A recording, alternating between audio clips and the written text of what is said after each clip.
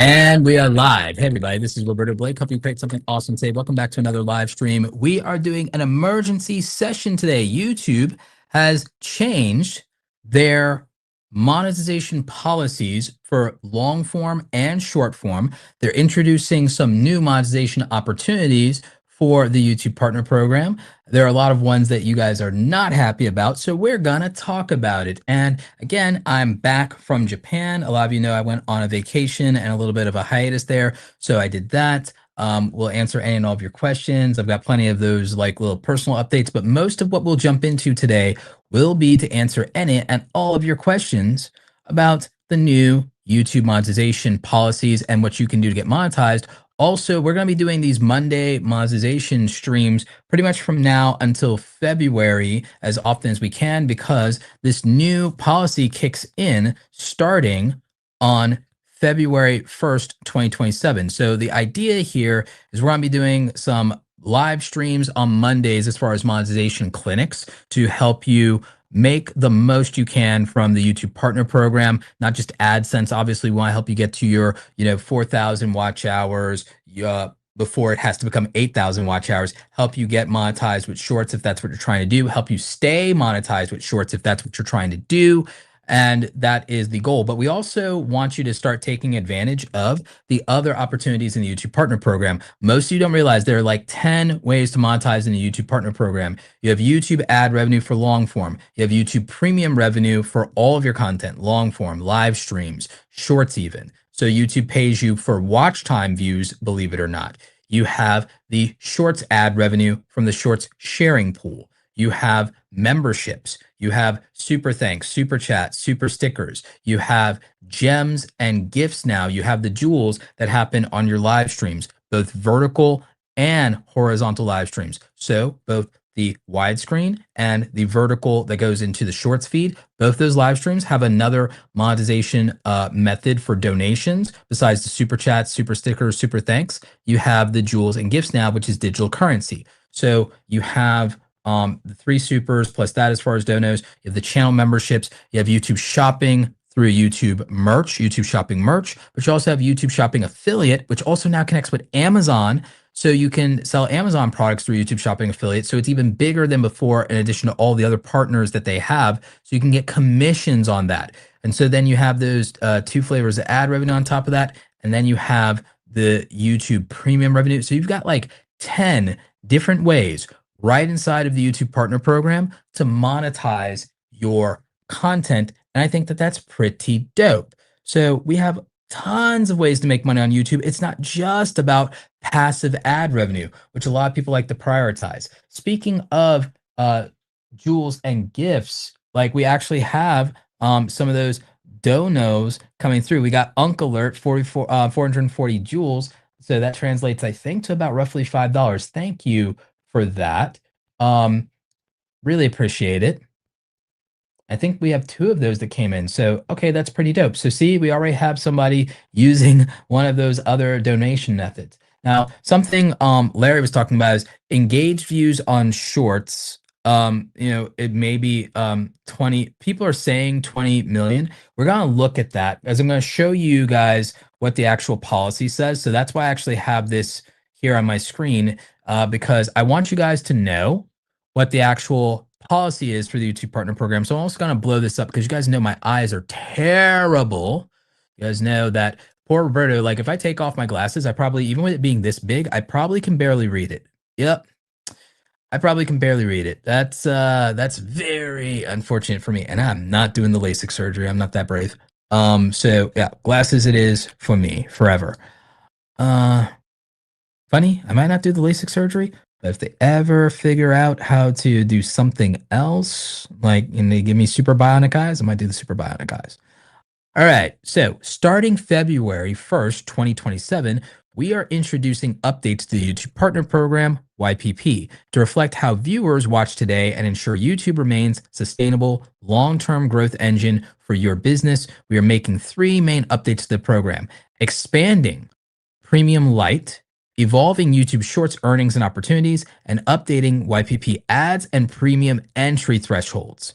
So, short version of that is they're adding some new monetization methods. For those of you not familiar with what Premium Lite is another tier of YouTube Premium where viewers will not watch with ads. Now, if you're not familiar, when people don't watch with ads, you still make money on YouTube. You make it through the YouTube Premium sharing pool, which is based on watch time of your viewers that have YouTube Premium. So you do make money even without people seeing ads if they have YouTube Premium. So that is a thing. This also applies to your live streams, your long form, and your YouTube shorts. So you get YouTube Premium money for all of those from your premium viewers that watch without ads. So every time Roberto watches one of your videos, because I have YouTube Premium, except I don't watch logged in on my TV. But I rarely see ads anyway. But when Roberto watches from any of his devices that's not his main TV, you guys still make money because my YouTube Premium subscription supports creators. So I can support creators and still not have to watch ads. Now, the thing is with Premium Lite will cost roughly half of what YouTube Premium cost, and it'll have 80% less ads roughly instead of the full amount. Now, when they say they're expanding Premium Lite, they're expanding it to more customers, more countries, all those things. So what is going to happen is, first of all, to continue fully monetizing, you have to review and accept the updated terms of service in YouTube Studio by January 31st, 2027. So don't wait till February 1st. If you're seeing it in your dashboard, go ahead and read and accept those terms right now. So that's what you want to do. So with them expanding Premium Lite, let's go through this and explain it. Expanding Premium Lite. We are expanding Premium Lite to all countries where Premium is available. On average, creators earn more per user from Premium than from ads based on 2026 performance. Now, a lot of you might be skeptical of that because you make most of your money from ad revenue. What they're saying here is Premium pays you more per viewer than AdSense does. Not more than AdSense, just more per viewer. But there are less premium viewers than there are ad watchers. Primary example. There are 3 billion people that use YouTube every month. We all have heard that number before. But there are over 120 million premium subscribers that pay for subscriptions. That's a big difference. 120 million is not 3 billion. That's a big difference. So that's kind of the gap. There's roughly, I guess you could say, 30 times more people watching with ads than there are people watching that pay for premium. And then there's a portion of the people who do ad block, maybe 30% of those. So again, you still have somewhere between 20 or 30 times more people that watch with ads than watch with premium. But people who watch with premium are worth more money for every view that they give you. That's the kicker here. So premium audience is theoretically more valuable, but they will be the smaller audience a lot of the times. Now, if you have an older audience that probably pays for premium, has more disposable income, that could be a more substantial part of your viewing audience. So just kind of keep that in mind. For Premium Lite creators, the share pool will be representing 60% of net subscription revenue. So for YouTube Premium Lite, for all the money YouTube makes off of Premium Lite, they're going to give 60% of all of that profit to content creators and let them split it. For YouTube Premium views, creators will share in a pool representing 30% of net subscription revenue. So YouTube takes 30% of all the profits from the 100 million people using YouTube Premium and gives us 30% of all the net profit from that after expenses. So either way, that's pretty generous. And so, well, why is Premium Lite 60% and why is Premium 30%? Because since Premium Lite is half of the cost of YouTube Premium, they're giving us double the percentage to basically make it to where whether someone's watching Premium Lite or YouTube Premium, we would theoretically kind of get made whole on the fact that Premium Lite users won't be worth half the money to us just because it's half the money to YouTube. So they're kind of making us whole there, which is pretty generous in my opinion. So that's how that works. Now, again, a lot of you won't care about that because you make most of your money from ad revenue and not premium. But again, let's say you make $1,000 on YouTube a month. For a lot of you, 150 of that could be YouTube Premium. So that's what I would say about that. Now, evolving shorts, earnings, and opportunities. This one is the one that's rough because you have to understand, in general, the YouTube channel monetization requirements are increasing. I will talk about that and basically that those monetization requirements doubled, not for subscribers, but for watch time and for shorts views. Those requirements kind of are doubling here. And I'll explain that because it's the piece that you guys will really, really care about and that'll be important to you. And especially the shorts part is the part that a lot of people are going to be upset by. So I fully understand and appreciate that. And we are going to talk about it. But I do want to just kind of like walk you through everything that if you go to the official website and you go to the official document on the changes, I just want you to be aware of and see the thing that's actually on the website, and what YouTube is doing and what the official information is. Now, when it comes to the simplifying that part that I know a lot of you care about, since we're like 10 minutes in here, is it doesn't matter when you get the 1,000 subscribers, you can get the 1,000 subscribers whenever, but the watch time needs to be qualified public watch time, and it's going to be 8,000. If you're already in the partner program and you did it with 4,000 in the next 6 months, if you did it before February 1st, you're grandfathered in, you're okay. That's going to be fine. You're not going to have to do that. Also, we'll get to what happens if you lose your monetization. Do you have to get 8,000 hours to get back in? Believe it or not, they lowered that requirement from even where it is right now. Now, for shorts, you're going to have to get 20 million qualified shorts views in 90 days from now on to get monetized through YouTube Shorts. That will open up also ad revenue for long form, and that's the key.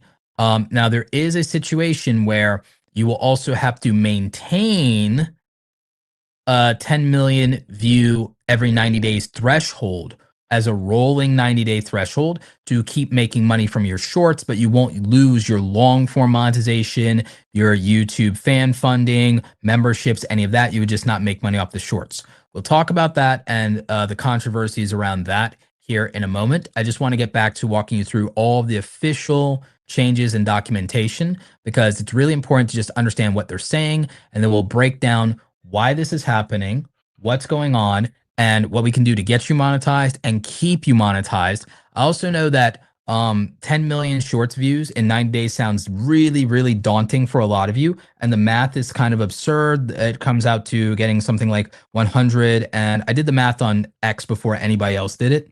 So like when this got announced, within like 20 minutes of me getting off the phone call with YouTube and the folks over there, product managers, Renee Ritchie, all those folks, I went to X and I like tweeted out the breakdown of the watch hours for shorts and long form, shorts views, long form hours, all that stuff.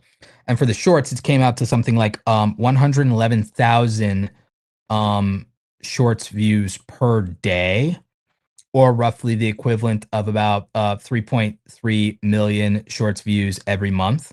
So I know that sounds crazy, but it's crazy if you're making shorts casually. We've talked about uploading multiple shorts in a day, as many as 8 to 12 in a day, using the short split strategy. That's not for everybody. It's worked out really well for gaming channels I've worked with. It's worked out great for lifestyle vloggers that I've worked with and travel channels that I've worked with, and some other types of channels, reactions, commentary, news, politics. Not every creator's situation. Mine certainly doesn't fit for doing 8 to 12 shorts a day. Someone like Caleb Hammer, it's perfect for someone like Caleb Hammer. Probably my favorite YouTuber from a strategy standpoint is Caleb Hammer right now. He's going to be speaking at Vid Summit, where I'll also be this year. But the shorts thing, it's doable under the right circumstances. The problem is it means that people won't be able to take a casual approach to shorts. And again, this is part of the war on AI slop. And I think the war on AI slop has had too many casualties. I think we would have been better off having YouTube leave AI slop alone than having them intervene. And I think a lot of people don't like that I have that point of view, but I think in the coming weeks and months, probably also the coming years, I think people will come to my point of view where I don't want YouTube to intervene. There's content I don't like. There's content I may not like that people are making money from, and that's okay. They can make money from content I don't like. They can make content I don't like, and people can watch content I don't like. It has a right to exist just because I don't like it. Whenever YouTube intervenes and makes a policy to target content that people don't like, there's always collateral damage and innocent creators that lose everything. And that's happening again here. And I would just rather YouTube leave content alone with very rare exceptions, the obvious exceptions. But every time, whether it's something like, well, misinformation, who decides what misinformation is? What if you didn't do misinformation and then you put out something factual and it's labeled misinformation and you lose all of your AdSense and you don't get any back pay? Oh, what if someone says your channel was AI slop, but you're just an animation channel and you do it by hand and you can prove it? You're an innocent channel, you just lost your monetization or your channel got deleted. And this has happened to people. So I'd rather the platform, frankly, do nothing and just let people decide what they're going to watch and what they're going to make. That's my point of view. I am going to help you live with this policy that has been forced on us. I'm not mad at YouTube, but I do think that there's a lack of accountability for all the people who screamed about do something about AI slop, go to war with AI slop, and didn't consider that there was going to be endless numbers of innocent channels that were going to be collateral damage in the war with AI slop. I think you should just let it play out. And yeah, the big guys, the professional clippers, the content farms, they're gonna all be fine. This will definitely result for short form content in the rich getting richer. I'm not gonna pretend that that's not true. It's gonna be Squid Game out here. The survivors will get all the spoils. I'm not pretending that's not happening. It's a good thing for those people, not everybody else though. But hey, there will be somewhat less AI slop. And for some people, they felt that was worth it. I don't necessarily think it's worth it. I would rather just let content I don't like be left alone. Now the difference is, and something Stanley's saying is like money wise, sometimes it could be $100, $500 in 90 days, not a month, by the way, not a month, but over 90 days, you might have lost $500. And that could be, for some people, that could be meaningful money.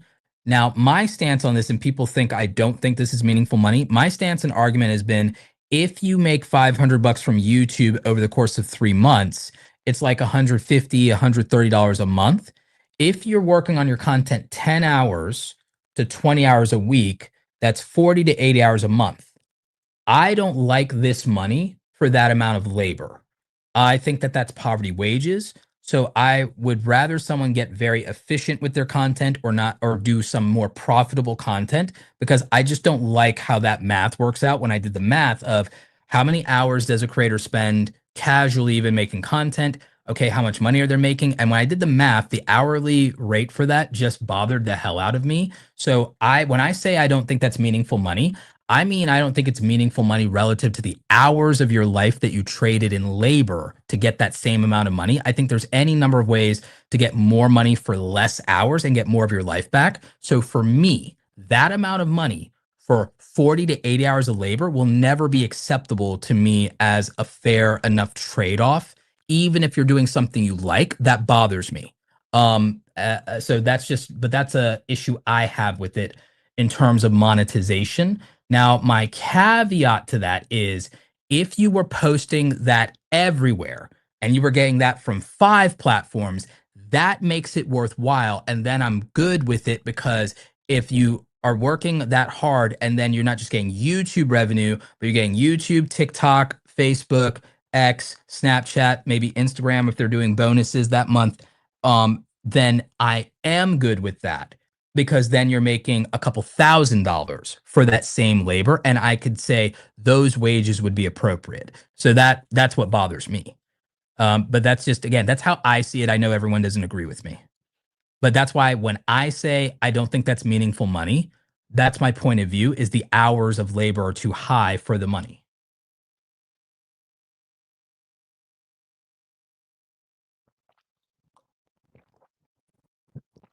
We have a quick question. Will we see creators utilizing other platforms for their YouTube traffic like Twitch streamers do for due to these changes? Probably, but you'll always see, I think you'll see the rise of people being multi-platform. We've seen multi-streaming finally take off. Kai and Speed did multi-streaming. Asmongold has promoted multi-streaming. Almost everyone's getting on board with multi-streaming. Ludwig has come out in favor of multi-streaming.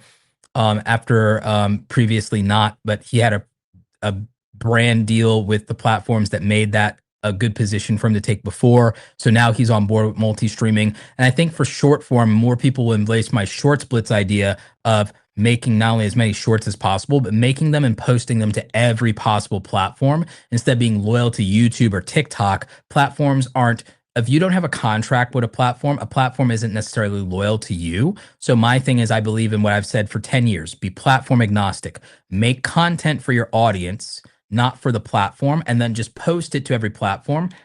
These platforms started with people pirating TV shows and movies. These TV shows and movies weren't culture for the platform. They weren't made for YouTube. They weren't even made for the internet. They were made for the big screen. And what happened?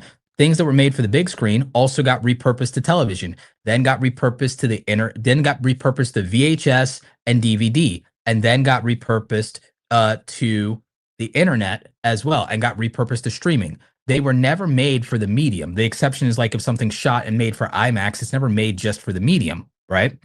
So it's not made for the platform. Make content so good it could thrive anywhere that people watch it and anywhere people will pay for it. That's my belief. That's why I say be platform agnostic. So whether you're doing long form live streaming or shorts, I think that the answer is to make it once, post it everywhere, and post variations of it multiple times. That's why my favorite YouTuber right now is Caleb Hammer. It's not me being in love with his content as much as I'm in love with his content strategy. It's super efficient because it's basically him making a reality TV show that he clips into segments, puts on his YouTube channel, distributes on YouTube, X, everywhere else that'll pay him, but YouTube first, distributes on Spotify as a podcast, distributes the clips of that, and clips the hell out of it and distributes it on his YouTube channel, a separate clips channel, and to multiple accounts across every social media platform.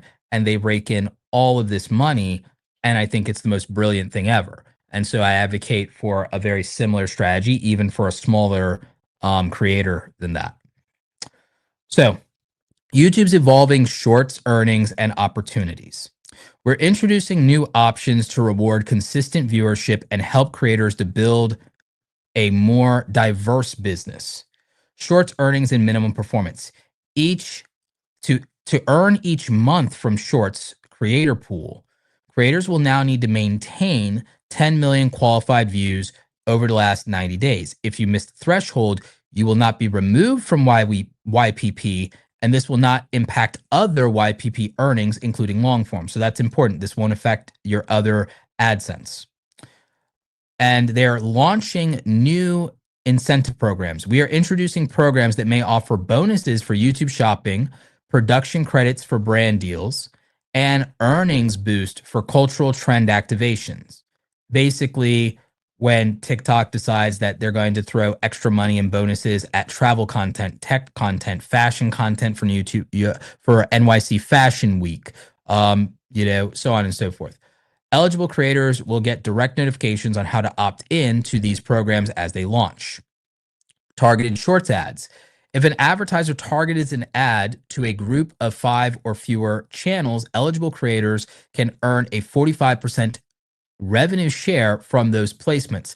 This is paid on top of the standard earnings from the general shorts creator pool. In other words, if advertisers are targeting specific clusters of channels, let's say that advertisers decide to do a cluster of camera channels because there's a new camera release, or there's a movie release and they cover a cluster of channels around the cultural event of a movie release like Spider-Man or something, then the creators will get all their shorts pool revenue if they qualify, but they'll also get an additional 45% revenue boost from ad placements around that shorts content. So this is introducing a new option to advertisers and a new revenue bonus for creators. So this means that the creators who stay monetized in shorts will make even more money than before.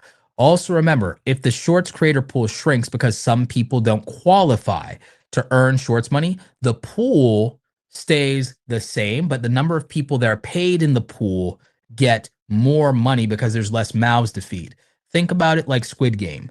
As Squid Game went on, the survivors earn more money because the pool sometimes grows or stays the same, but the amount of money to distribute is higher for every player. The fewer players there are, the more money that you get paid out. That was the entire point of Squid Game, and so the survivors go to spoils. So again, I know people don't like that analogy; they're not comfortable with it. It's just the easiest cultural reference for me to make in terms of to the survivors go the spoils.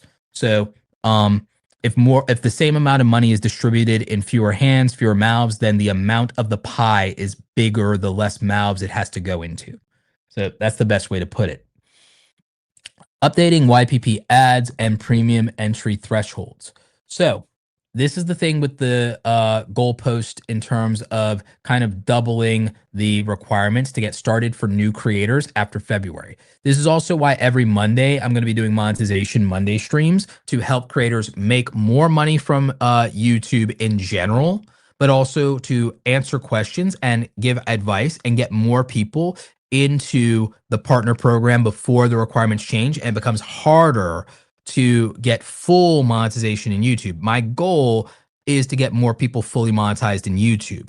I'm also going to be running a challenge for our Awesome Creator Academy Pro group to help people specifically over the next 2 months. Over the next 2 months, we're going to help people get their first brand deals, hopefully for thousands of dollars for those brand deals. That are members of the Awesome Creator Academy Pro group. If you want to join us, you can go to awesomecreatoracademy.com/join and see what we offer there. But we're doing a challenge over the next 8 weeks where specifically the goal is to get people who either are doing brand deals much more money, or get people their first brand deal if they haven't gotten one, or if they haven't gotten a brand deal in the last month or quarter, to get them a new brand deal and new partnership. So we're going to be doing those workshops. We meet every Tuesday and Thursday. Those of you who are in the stream who are Academy members, me and Andy will be basically taking over Tuesdays dedicated to this challenge, and then we'll do our normal office hours questions on Thursdays, but we're going to be dedicating Tuesdays to this training for getting everybody more brand deals and getting everyone up to speed there. Now, that is something we only offer to our paid Academy members over at awesomecreatoracademy.com. On Mondays, I'll be doing these free live streams to get people into the YouTube Partner Program. So that's kind of something I'm doing because the goal is just to help creators here make a lot more money so that they can go full time, because that's kind of the whole spiel of what I'm doing here. So YouTube's updating these thresholds for the YouTube Partner Program. Just keep in mind, they're adding some new incentives to pay people, but they're also upping the entry level. So starting February 1st, 2027, YPP entry thresholds for new creators are changing to 8,000 qualified watch hours in the last 365 days and 20 million qualified shorts views in the last 90 days, in addition to still needing 1,000 subscribers. If you are already in YPP, the YouTube Partner Program, your status is not impacted by this update. There are no changes to eligibility requirements for the lower tier for fan funding, YouTube creator partnerships, or YouTube shopping. These products will continue to help creators start their earning journey even earlier when they reach 500 subscribers, 3,000 qualified watch hours, or 3 million qualified shorts views in the last 90 days. So what's happening is now there's a bigger separation, because it didn't feel before like it made sense that you can get 1,000 subscribers and 500 subscribers, 3,000 watch hours. That seemed like, and then I need just another 1,000 watch hours and 500 subscribers to go to the next tier. Now the gap is a little bigger. You need 500 subscribers to get to tier 1, 1,000 subscribers to get to tier 2, but for watch hours, it's going to be 3,000 and now 8,000. And that's a little cleaner. That actually seems to make a little bit more sense in terms of the effort. That makes a lot more sense. And then it goes from, 3 million, and then before it used to be 3 million to 10 million. Now it's 3 million to 20 million. That's a much bigger leap. And again, I'm less comfortable with that, but I also understand that they've just seen so many channels, some of them being slop channels and content farms, just get to shorts monetization so rapidly now with AI that moving this goalpost seems to make sense in terms of the war on AI slop narrative. Again, I kind of wish that that just got left alone. I digress. So there is another new change, and this will be channel activity requirements to keep your channel active. So this one is definitely important. Now, this to some degree already exists, but actually, oddly enough, they lowered these requirements. Those of you who remember this requirement, it's typically that you have to maintain 4,000 watch hours for long form. And there wasn't, to my knowledge, a maintenance requirement for the shorts before. But there is a watch time requirement and a minimum requirement in terms of staying consistent. Now, generally speaking, the big deal was you can't go 6 months without uploading to your channel. This seems like this curbs some of that. So let's just read it out loud. Updated channel activity requirements. To better recognize creators' consistent effort and reflect the realities of different formats, we are updating how we consider channels active in the YouTube Partner Program. Starting February 1st, 2027, your channel is considered active if you meet any of the following requirements. 1,000 qualified watch hours in the last 365 days, aka the last 12 months. 1 million qualified shorts views in the last 90 days, or 2 long form videos or 5 shorts uploaded over 90 days. So again, these are kind of the minimum requirements to make sure that your channel is active and not get kicked out of the partner program. Now, if you don't meet these requirements, you probably weren't qualifying for your monthly $100 payouts anyway.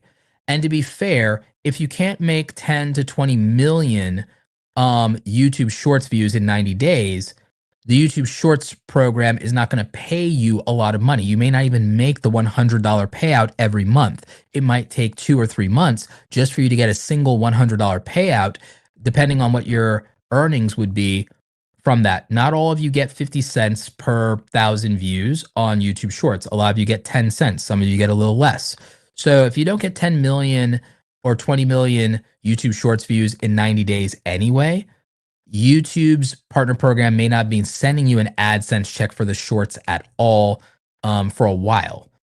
Now, again, for long form creators who are making most of their money that way, but we're making a little bit, something better than nothing off of shorts. You have 50, 60 bucks here or there. Again, you may be like, well, I would want that money still. So that's the key. Now, to restore active status, most creators in YPP already meet the YouTube Partner Program activity thresholds, but those that drop below it now have an extended 90-day window to meet either of these requirements to stay in the program. 1,000 qualified watch hours in the last 365 days, or 1 million qualified shorts views in the last 90 days. So again, as long as your channel is active and people are watching it, you will be okay. Now, updated fan funding terms. For creators who enable fan funding features like channel memberships or super chats before 2023, you may still be on an older version of those terms, the Commerce Product Amendment. To keep our legal terms consistent, we are moving everyone to the current Commerce Product module. There are no changes or eligibility thresholds how the product works or how the revenue is shared. So basically, this is just a legal note of they just need the language to all be the same. So for that, they're asking you to accept the new YouTube partner terms of service in the update modules in your creator dashboard. I highly recommend that you do this on desktop, by the way, instead of on your phone. I feel like you'll have less problems. I feel like it'll make it easier to read. So that's the official documentation from YouTube on this. And then they have more information on their blog, and we can talk about some of that if you want. But mostly, I want to answer your questions, talk about how this is impacting you, answer any of your super chats, and really just have a discussion about this. Because again, you've heard some of like my thoughts on this and where I stand on these policy changes. I'm fine with the long form policy changes. I'm fine with doubling the entry thresholds. I'm fine with increasing the quality there. And we'll talk about how this affects quality content and how I'm fine with higher standards. I don't love the shorts maintenance requirement. I don't love it. I understand it, but I don't love it. And it has nothing to do with whether I would make money or not. That's not really kind of the point for me. And I still think there's a reason to make shorts. I think shorts will still grow your channel and grow your long form if you do it right, grow your live stream if you do it right, grow your business, get people into your business. If you're doing anything like retail, real estate, online sales, memberships, I think it can grow that. YouTube shopping could make you a fortune with YouTube shorts if you do it right. So I think there's a lot of opportunities here. I think that people obsess over AdSense though, because they feel like being paid for their content, not what their content is doing outside of itself. And I think that that's just an identity thing of I'm a creator. I want to be paid for making content. I don't want to be paid for doing affiliate marketing or merch sales or memberships. I want to be paid for being a YouTuber. I understand where people are coming from. I understand that that's how it's been forever. And I understand that that's what's preached to you by big YouTubers. I've never agreed with that. I've always been about diversifying your revenue, making money as many ways as possible. And as long as you're doing it legally and more or less ethically, I don't really care how you make your money. And I don't think you should either. If the check is coming from YouTube either way, I don't think you should care whether that's an AdSense check, a YouTube shopping check, a super chat check. I don't care. If it's coming from YouTube, if you want a YouTube check, it should be validating enough that you got paid from the partner program for any money that the partner program gave you, not just the AdSense. So whether it's premium, ad revenue, super chats, donations, memberships, merchandise, shopping affiliate, whatever it is, you should just be happy that that's a YouTube check. If that's what validates you is being paid by YouTube for work that you did. Now, I also think that brand deals are a bigger deal than anyone mentioned, like pun intended. And I think that brand deals are, well, I know for a fact brand deals are how full-time creators make the majority of their money, not AdSense. The majority of full-time creators make their money with the brand deals. So for me, I think that the key here is I've always told you diversify your revenue, diversify your platforms that you make revenue on, and don't be afraid to get support for your from your audience, because you're actually probably better off as a content creator if your audience is the one supporting you and not just corporations. Advertisers paying you, you might censor yourself because, oh, I don't want to get demonetized on that video, or, oh, I might not be able to do this video because of copyright, or, oh, that's a little touchy. YouTube may not like that. They may take down the video. I think if you worry about AdSense, you end up having to censor yourself. So that's one thing. I know for a fact when you do brand deals, you have to honor a brand deal contract, and it may not be everything you want or hope for. There may be some morality clause, some limit to your speech, some activity you can't do, or you can't work with another competitor, even if you like them. There is something you're beholden to when you take a brand deal contract. I still want you to do brand deals, but I'm not going to pretend you have freedom if you are taking the money from the corporations. But if your audience is the primary mechanism that supports your content, then you have absolute freedom as long as the audience is happy. And so that's a relationship between you and your audience. So in theory, I understand that some people feel awkward. I don't want to monetize my audience. I don't want to ask my audience for money. But I would remind you that they're probably not going to save that money. That money is probably either still that $5, $10, $20 is still going to go to a corporation instead of you. It's going to go to a big YouTuber that isn't afraid to ask for it instead of you. So my ask to small creators and medium-sized creators is don't be afraid to monetize and sell to your audience, because they are supporting bigger creators than you that don't need the money as badly. They are supporting corporations that don't need the money nearly as badly. And that's just facts. You're not saving the money. You're just deciding that someone else is getting it instead of you, because you didn't feel worthy of it, or you were afraid of being rejected or being criticized. So I would encourage more of you to, yeah, as long as you're creating value and you believe in the work that you're doing, it's okay to ask your audience to support the work that you're doing if they're enjoying the work that you're doing. So that would be what I would say to that. But let's see what you all have to say. Let's see what you think. And again, thank you to everyone who did do super chats. Thank you to my friend Red Romina. We're going to go to some of your comments and questions here, because I see quite a few of them, and I like these. Fretboard Diary says, don't forget demonetizing shorts revenue from existing monetized channels who were monetized from long form. Yeah, I believe I mentioned that, and that's happening. But again, like I said, this is like when you say, well, why are YouTube making these changes? There's a couple of different reasons. I think that, and you guys can correct me if I'm wrong in the chat here. Do you guys feel that if the standard, if the bare minimum standard is increased, that usually that means people have to make higher quality stuff. Do we agree that if you say 8,000 watch hours, let's start with long form because that's the easy one, right? If it's 8,000 watch hours instead of 4,000 watch hours, that means people's retention has to be better. Their watch time retention has to be better, right? For watch time and retention to have to be better, doesn't that mean people have to make higher quality content for long form, specifically for long form? If the threshold doubles, then doesn't the standard of long form quality have to be better to get double the retention in the same amount of time? So that means that the quality of long form usually um, increases the performance. I'll give you an example. When in 2018, when YouTube did the mass demonetization and said, hey, partner program isn't a free for all anymore, they introduced requirements in like 2018, 27, the end of 2017, early 2018, something like that. When they did that, people got mad, but I'll be honest. The quality of video, the quality of audio, the quality of editing, the quality of production all increased because everyone now had to care about analytics. They had to care about watch time. They had to care about the retention in a way they never did before. And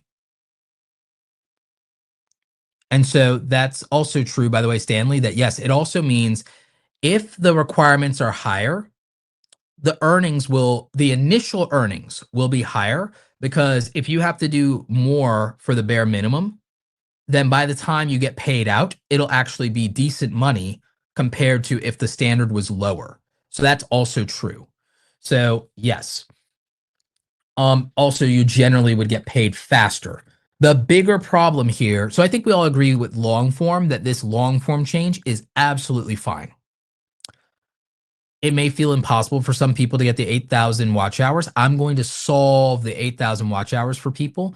I ran the math. I'm going to solve the 8,000 watch hours for people. So 4,000 watch hours is 240,000 minutes of watch time. Now, my previous formula for that meant that you had to either make 50 videos with 2,000 average views a piece or 100 videos with an average of 1,000 views a piece. In the world of AI thumbnails or YouTube Ask Studio making your thumbnails or really good thumbnail artists or really good thumbnail templates, making thumbnails in Canva, Photoshop, 1 of 10. Shout out to our friends over at 1 of 10. Like that makes it significantly easier to get views than it's ever been before. It's not easy, it's easier. So YouTube thumbnails to get views is largely a solved problem for a lot of people now, and it was the biggest one. So getting 1,000 to 2,000 views on 50 to 100 videos to get 100,000 views in a year is not that bad.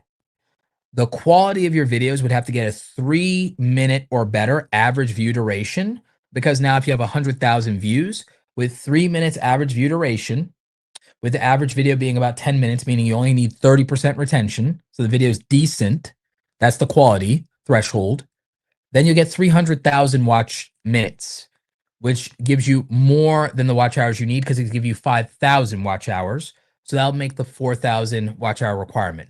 That is our goal over the next 6 months, is to get everybody to a place where they're doing that level of output.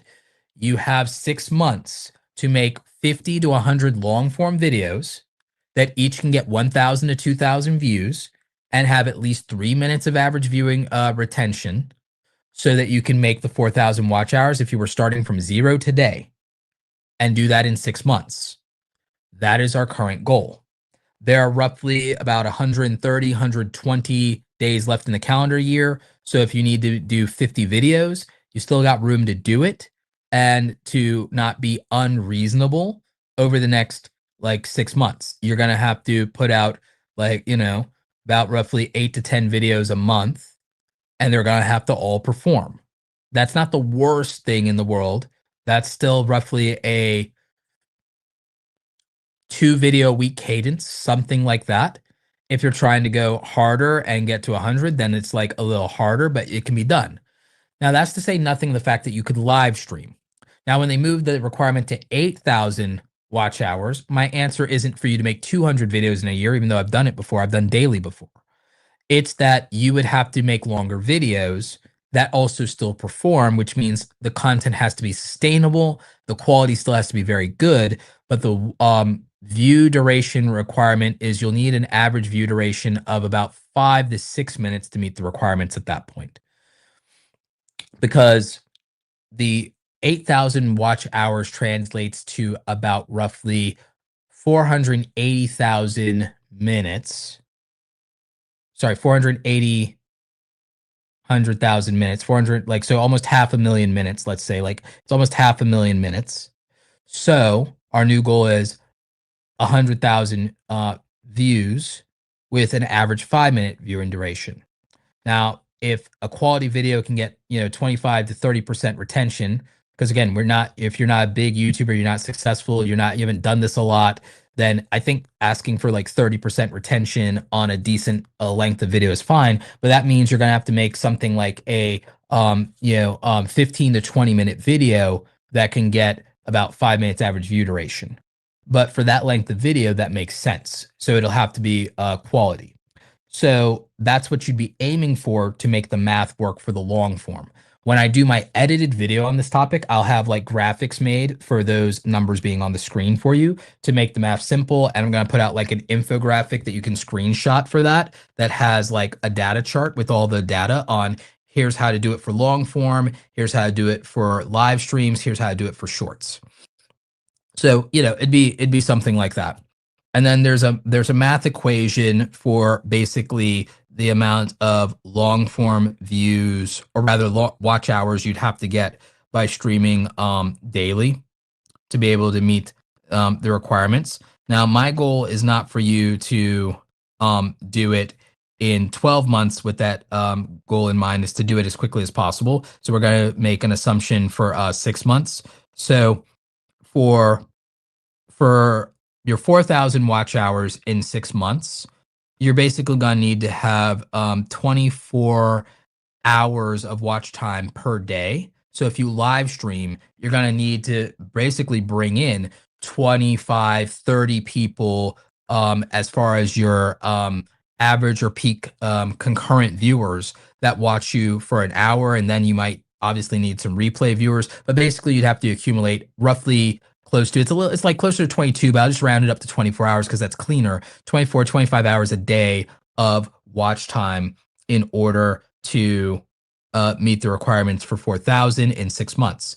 Now, obviously, you can tone that down if you're trying to do it in a year when it comes to getting the 8,000 hours if you don't make it by February. So with February, if we go off of a 365-day calendar, if you drag it out for a year, sure, you could do about 22 hours a day. Again, you could just round up to 24 if you want to spread it out for a year when it's 8,000 hours.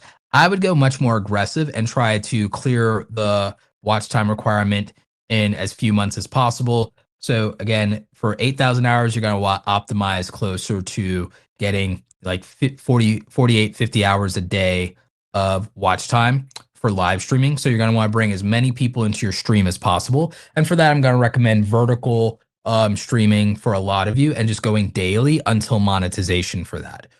So that's the math on that one. And that's how that all works out. Oh, we've got some more super chats. Thank you, Larry Home Rapid Repair, for the jewels and telling me to stay hydrated. Yes, sir. Batman. Hydrate, hydrate, hydrate. So yeah, we've got Tiff's Take. Thank you for the $800 800 jewels. Turn it up. Appreciate you.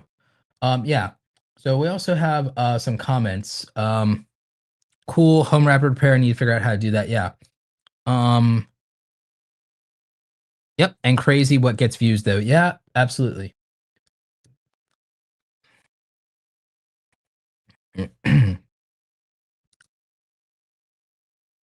Let's see.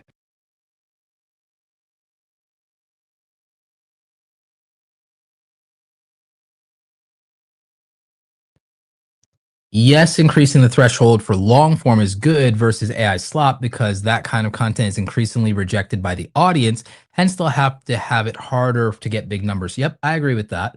And again, that makes sense. The problem is most AI slop wasn't in long form, even though it makes more money. There's still some of that. The big thing with AI slop was short form. It dominated YouTube Shorts. It's actually dominating TikTok right now. It's actually a big problem. Those of you who actually consume TikTok or make stuff on TikTok, you've heard that AI slop is rapidly taking over there. So the thing is, I think that any platform that goes to war with AI slop is going to have one big problem, and I think it's the problem that YouTube's running into.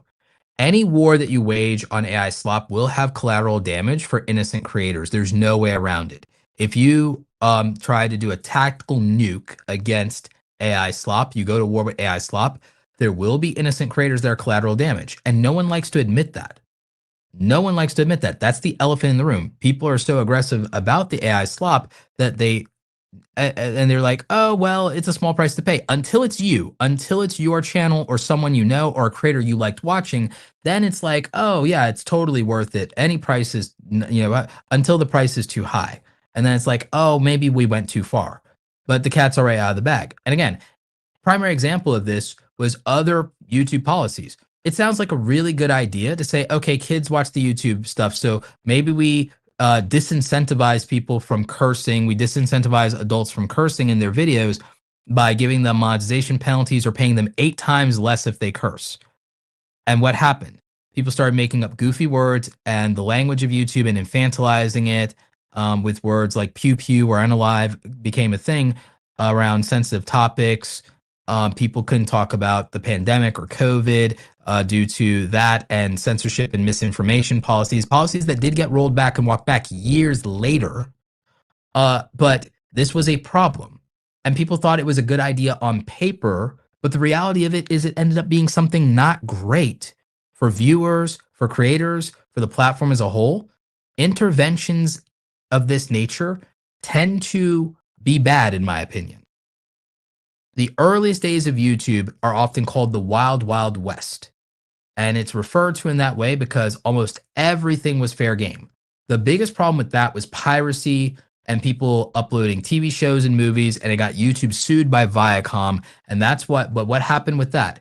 That's where you got the copyright policies and content ID. And now what do we suffer with? Fake copyright claims. You can't even use a couple of seconds of music. Even if it's like 3 seconds, they can claim 3 seconds on a 20-minute video, etc., etc. That all was a consequence. Now, again, the lawsuit triggered that, so I don't blame YouTube at all. Viacom and Warner and all those people were like, and to some degree, rightfully so, about their IP. It's their property. I get it. But the consequence was that we all as creators had to live with the fallout of that. And a lot of content doesn't get made now or doesn't get made the way that people would want to receive it, or it gets demonetized, or it's not profitable to make that content. The corporations make the profit from it. So that happened. With the policies around the cursing, you got people infantilizing the content. When it came to the policies with misinformation or things like that, you got people just being censored. There's always a price to be paid for saying, I don't like this platform, YouTube, X, Facebook, do something about this group of people or this type of content that I don't like. Whenever you do that, there are unintended consequences. And it sounds good on paper, and then the reality is very different. And it often takes years for these policies to be undone or to be rolled back or to be less tightened or less restrictive, and it's a problem. Whereas before, and I'm not saying you go completely hands off, completely wild, wild west, because that's a problem too. But I would rather platforms move very slow to any outrage and even be accused of doing nothing than move hard and fast and break a lot of stuff and cost a lot of creators their money and their livelihood. I'd rather platforms literally took forever or did nothing, and we all just learned to not watch content we don't like. That's Roberto's argument. So Zolo Q, friend of the channel, says, I think YouTube is trying to be more like traditional television. This YouTube announcement is making me rethink a lot of my plans. I want to make more shorts, but now I'm not sure it'd be worth it. Financially, it may not be worth it, but growth for your channel, new audiences, new eyeballs. When you upload a short, even multiple shorts a day, like 50 to 80% of all the viewers will be new viewers who have never seen your channel before. So it's disproportionately the fastest way to reach completely new viewership and new audience and grow. And that's always been true. It just may not feel like it's financially worth it. But when shorts started and people were blowing up, it didn't feel financially worth it then. They made it worth it by doing brand deals or promoting their merchandise or their memberships or getting donations. So there's a way to make shorts worth it because again, ads is not everything, and ads isn't always the most profitable thing on YouTube. I'll give you a primary example. You are much more likely to make $100 from YouTube in donations on a live stream than $100 in ad revenue if you're not a big creator. So even as a small creator, live streaming would be more lucrative than AdSense because you'll get a lot of YouTube premium watch time if you have premium viewers. You can get a bunch of donations. The donations on this live stream far exceed whatever the ad revenue on this stream would ever be. So that's an opportunity. Now, that's not true 100% of all live streams. My biggest live stream ever did do something like, I think 10,000 or 8,000 in ad revenue and replays, but it got like 800,000 views after the upload of the live stream. So that's why. And that was my free live stream course that I did live, where I showed people how to make merchandise and sell t-shirts on Spreadshop. So like, and that was sponsored on top of that. So that video did really well for me. That video was like a 10K video. In terms of revenue between everything, it was like I made like 10, 12 grand on that. But live streams can be more lucrative than regular videos. They can certainly be more lucrative than shorts, but shorts, if done correctly, you can make a lot of money other ways besides AdSense on shorts. It's just a matter of priorities. And again, I know why people like AdSense. I know why people like AdSense. I just think that people get so consumed by AdSense that they miss every other opportunity that YouTube has to pay somebody. Tips take, people have to watch live streams for them to get the hours though. Yes, absolutely.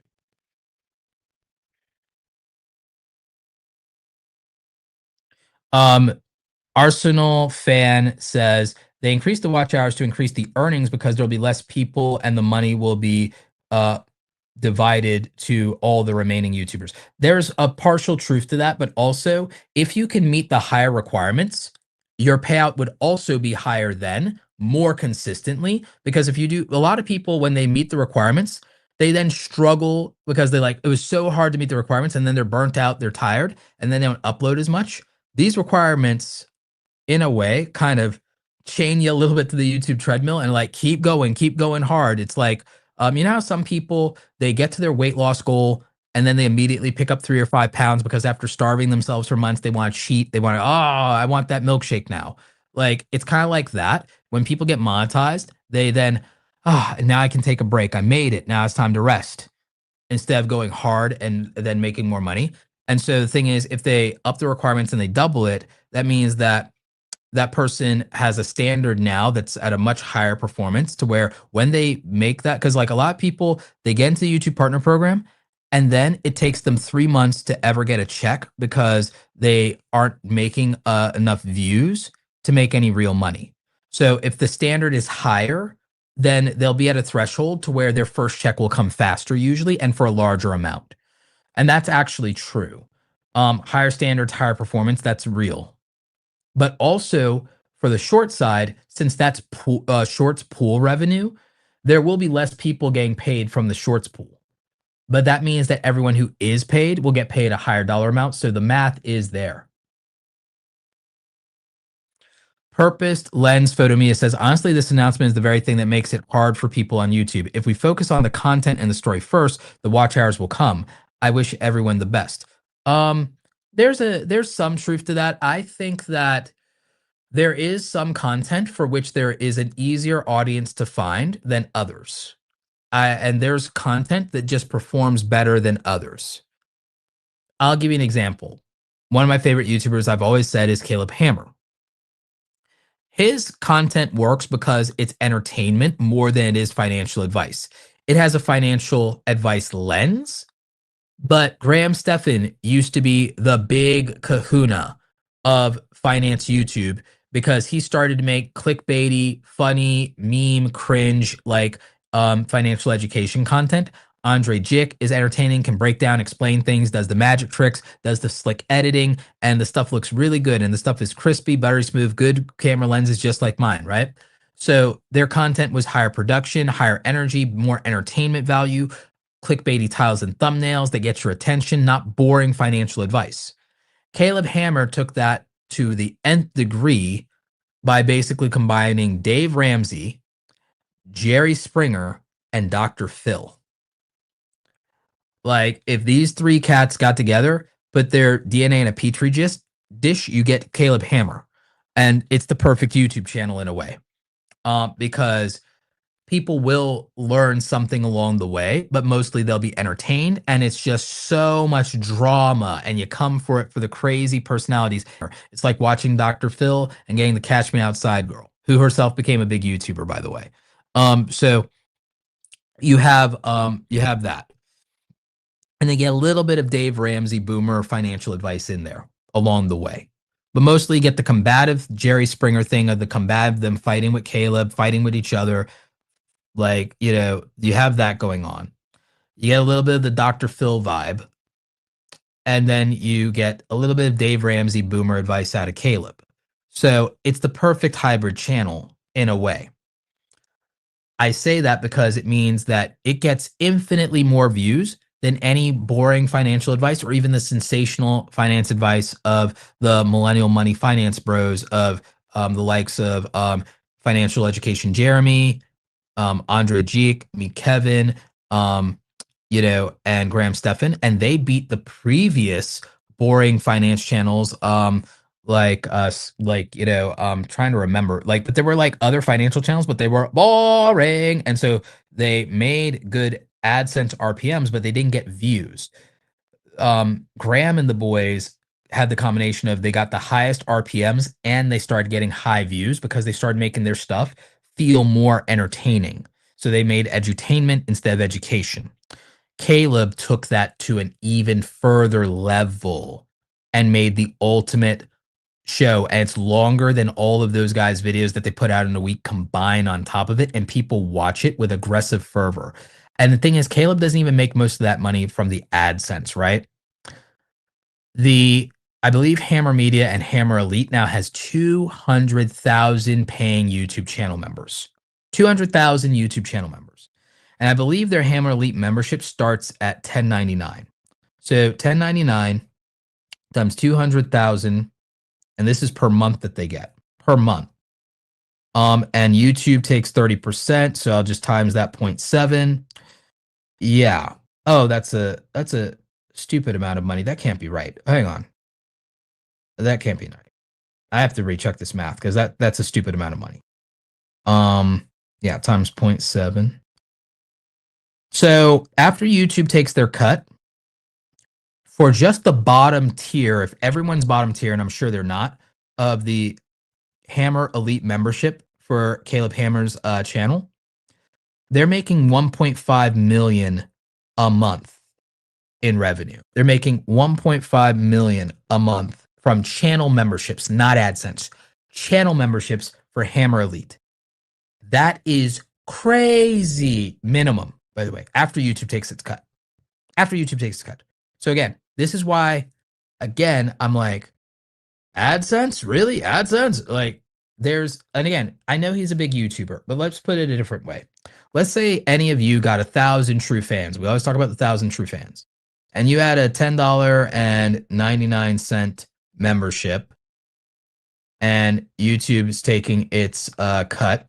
So we'll go 0.7, you get 70% there. You'd be making over $7,000 a month if you had 1,000 true fans just off of a $10.99 membership. And there's nothing in America you can buy for $10.99 that doesn't make you fat. So I rest my case. Like, AdSense is great. It's not necessarily the most lucrative, effective, or best recurring revenue model that exists in YouTube. So yeah. Thank you for the jewels and sparkles. Thank you. Appreciate you. So that's like an example for you right there.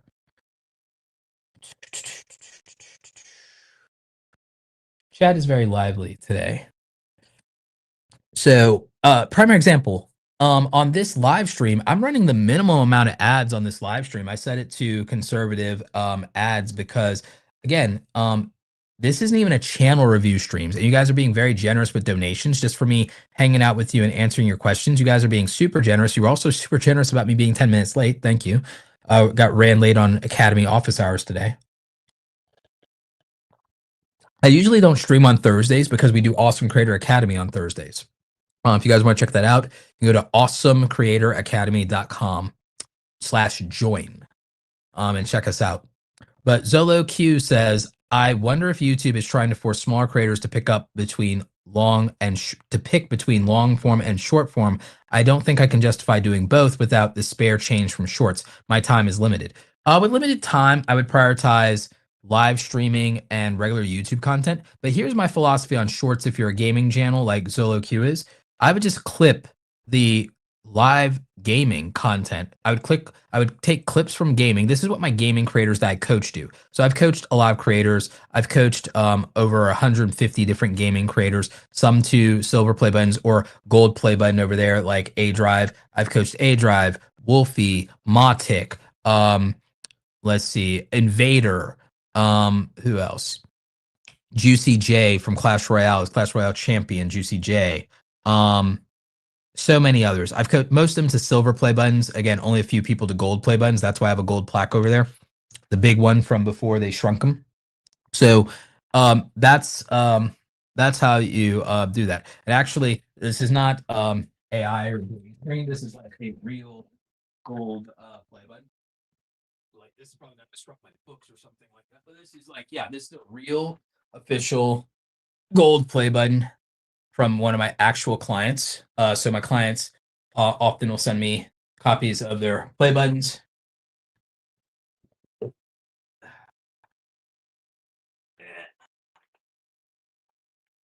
I know everyone likes to think that everything is like AI or green screen these days, but yeah, no, that's a real gold play button there.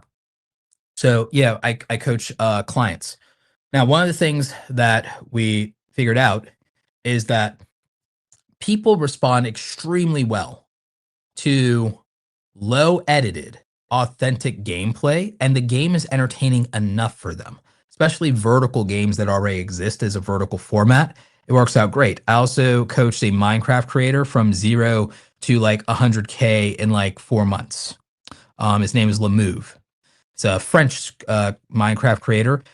He probably, if it like, he speaks in the French language too. So if he was an English language channel, it probably would have went faster for him and grew bigger. It'd probably be bigger, but it's French, so there's a smaller pool of language for that, right? So your language kind of determines your ceiling, and your country can determine your ceiling.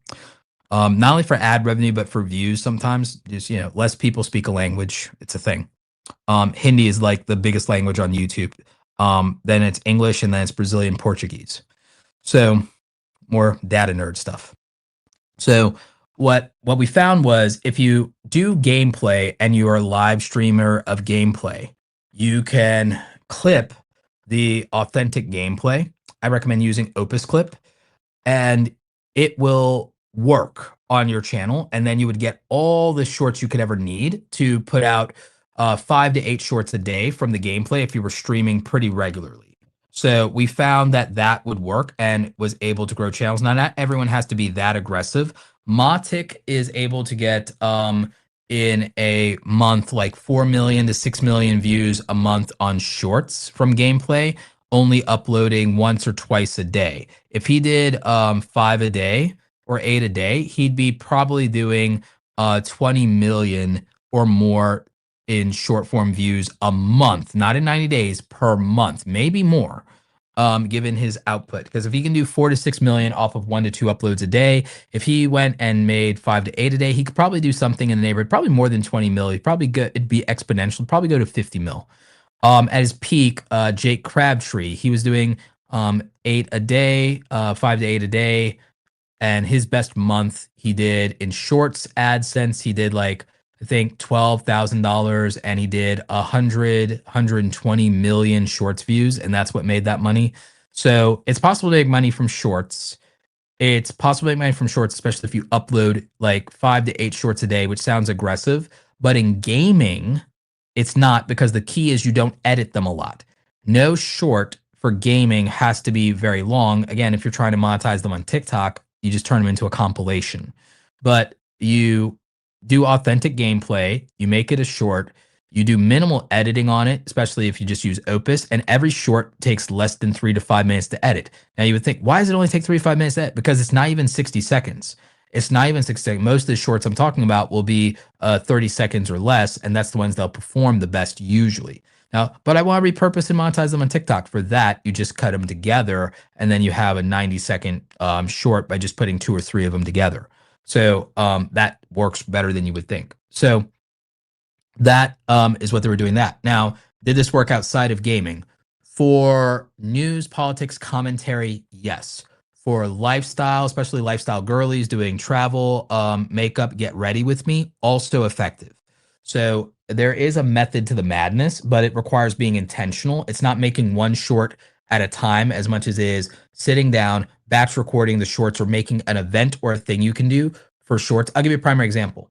I'm not going to upload like 3 to 5 or 5 to 8 shorts a day, but like in theory, the methodology for someone like me is I could get my short splits out of going to a conference. Is when I go and I speak at a conference and I go speak on a stage. When I speak on stage, it's I can get like 30 or 40 shorts out of a keynote speech. If it's an hour-long keynote speech, I can probably get like maybe 30 to 40 good shorts and sound bites out of that alone. And then there's Q&A out in the hall, real people that'll come up to me, and every single one of those is a YouTube short, and I usually end up doing like 20, 30 people Q&As. So that is like 20, 30 people, individual questions that all fit in a YouTube short. So then I could film that. I could have it on a tripod. I could give someone my phone, and then my DJI microphone can be set up like I usually do. So I just take this DJI mic, I take my phone, I take this receiver, I set it up on tripod or selfie stick or whatever I'm going to use, and then I would just do that. And this can do dual mics, by the way. So I would just do that situation, and then boom, I can just film a bunch of YouTube shorts right then and there. And so I've got another 30. So like posting 5 a day, that's a whole week in that one thing right after my speaking engagement. That speaking engagement, that's week 1. The stuff in the Q&A in the hall is week 2.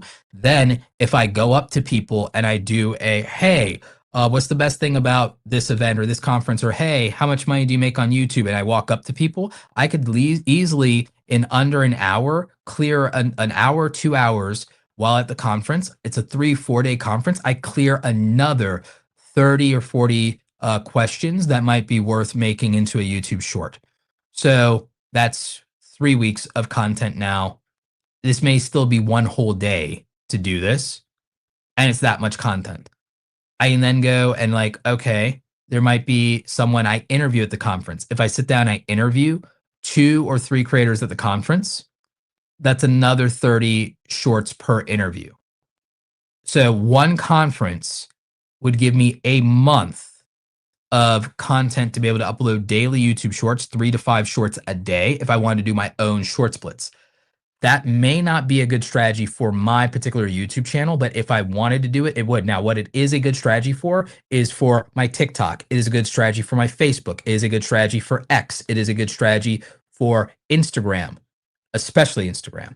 It is a good strategy for me to do all of what I just told you for that, to turn a conference and turn 2 days of a 4-day conference into a month of short form content in under 4 hours. By filming an experience I'm already having. I'm already speaking on stage. I'm already interviewing 2 people. Each person I interview is a whole week of shorts, daily shorts, multiple shorts a day across multiple platforms a day. My speaking engagement is that. My Q&A in the hall afterward is that. Talking to random or even intentional people at the conference, that's another one. That's 5 or 6 weeks of content, because I used a physical event I was already going to experience. So that is for an IRL content creator, or even an education person who does in-person events, or someone who does spectacle or storytelling or man on the street, woman on the street style content. That is your hack for doing a bunch of YouTube shorts. For gamers, it's a live stream. For podcasters, it's a live stream. For people who produce a YouTube show, it's clips of your show. So that's the secret to making a bunch of shorts and making a bunch of high quality shorts. If you're thinking quality over quantity, or what about the editing? You film things that actually don't rely on the editing and rely on the authenticity of the actual thing that was happening. So the authentic gameplay, not editing it, means you didn't cheat. And the game is interesting enough. That's the key to that one. And so that's why you wouldn't have to go out of your way when it comes to editing the gameplay. So let's see. Carol, solo cruising and more. Hi, Carol. Says I'm less than 100 in subs and hours. Advise, please. I would need more details. I would need to know how much content you already have, how good your thumbnails are on a scale of 1 to 5, 1 being very bad, 5 being very good. How much time you spend editing your videos, things of that nature. We've helped a couple of cruise ship channels before. This wouldn't be a different. Oh, excuse me. And so I know how to approach that kind of content. But the thing is, I need to know what level you're at, how much time availability you have, what the goals you have for each. I would need, if we wanted advice, I would definitely need more context than that. Let's see. Thank you, Kevin from ADHD Life Now. Appreciate it. 1,000 joules, goat trophy. Neuralida creator. I'm not pronouncing that right. I'm sorry. I apologize. Thank you for the 199 super chat there. Appreciate you. Yep. Let's see what live chat is saying.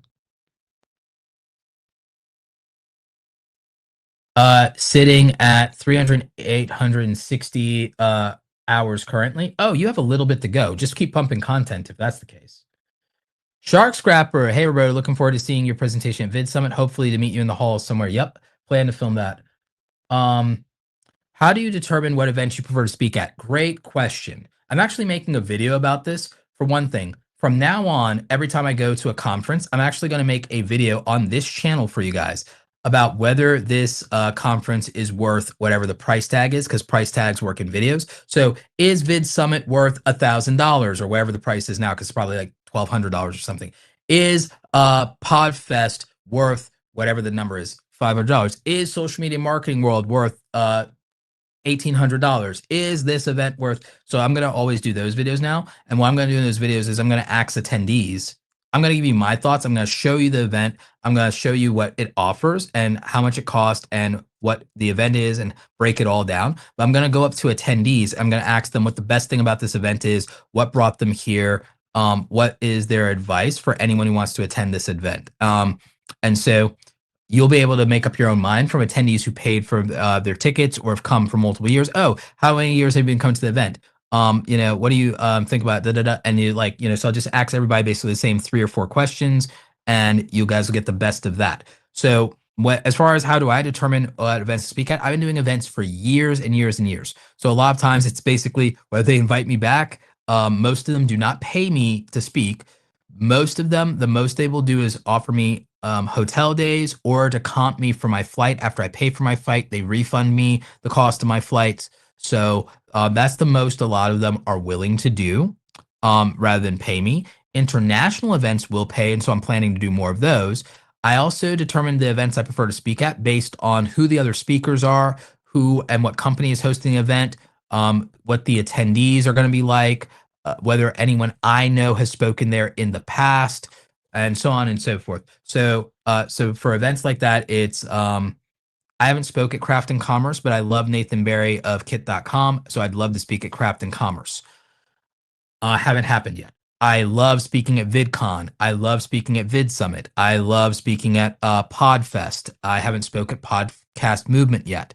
I love that I did a speaking gig for a company at South by Southwest, just not for the South by Southwest attendees, but for that company's own attendees for their thing. I did a workshop for YouTube at the Google offices at South by Southwest. So that was a big one. I liked attending South by Southwest because I got a premium pass. So it was cool to do that, hang out with a lot of my friends like Marissa Hill from Shade TV.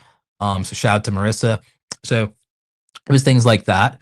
I like obviously attending. I don't speak at Made on YouTube, but I love when YouTube invites me to Made on YouTube. I get to see all the cool things that they're unleashing. I get to hang out with cool people like Marquez Brownlee, Taylor Bell, Colin and Samir, and it's always good to see them. I don't get to see them very often. So I like events that bring the community together, bring together creators. Sometimes I like stuff that's just creators and not the fans. Like Vid Summit is just creators, not the fans. It can be nice to meet up with fans, but also it's nice to just have only other creators to talk to because they'll get what you're going through. So I enjoy that. I like Podfest and social media marketing world because the crowd is older, more mature, and they're more business oriented. So it's not off putting to talk about money and for people to be very candid about money. So I like that a lot. I live in Atlanta, so local Atlanta events can be nice when I do them. Sometimes I don't like the venue stuff because sometimes like downtown can be a little ratchet sometimes, depending on what else is going on. There are entertainment industry events I like. I love going to YouTube's Creator Collective events where they invite creators to have a cultural experience. Like we went to a World Cup viewing party downtown in Atlanta at a brewery that was really dope. It was a dope venue. The air conditioning just sucked, but it was a great venue otherwise. I met some really dope people. No one I recognized, no one most of you would recognize as a large YouTuber, but again, it was people local to Atlanta, and so that was very cool.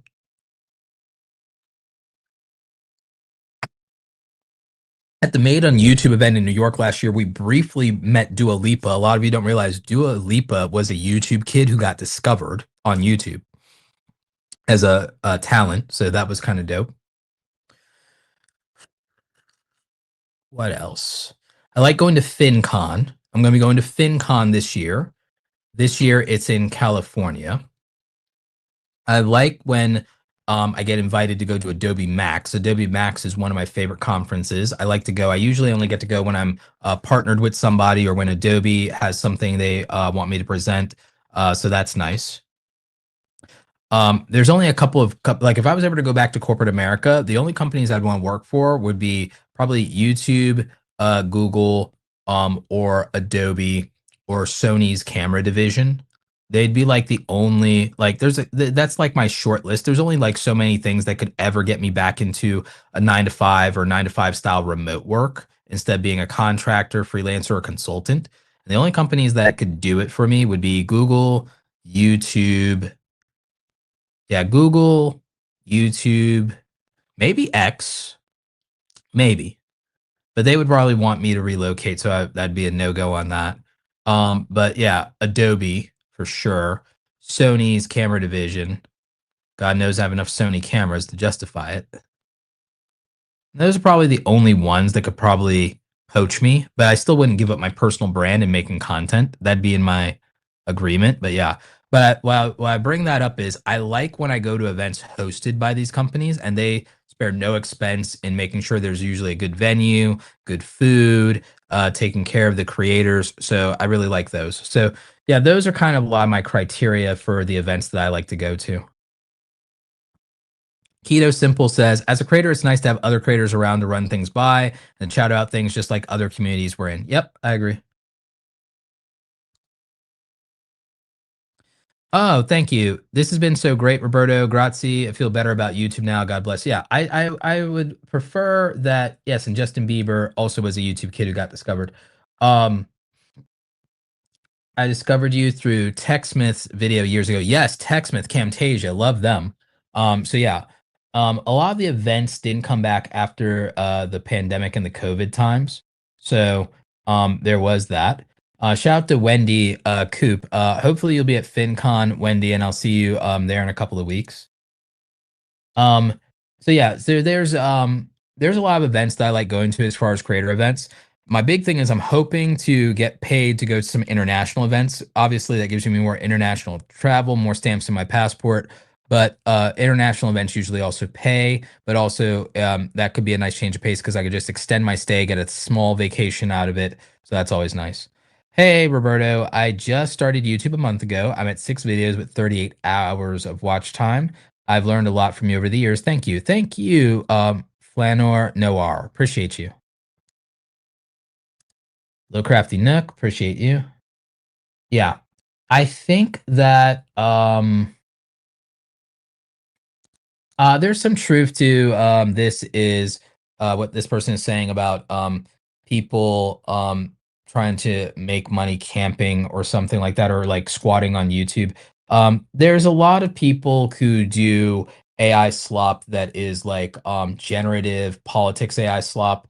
Politics slop in general could be argued to be a problem on YouTube. Again, my position is I want YouTube to intervene. I want all platforms, frankly, to intervene less on the non-obvious issues. Like obvious issues, like where anyone's being like genuinely hurt or harmful or someone's doing self-harm on stream, obviously those are interventions that deserve to happen. But in terms of, oh, we just don't like a certain type of content. Like I remember when people were really adamant about going after reaction content because they thought it was lazy and they had all these issues with reaction content.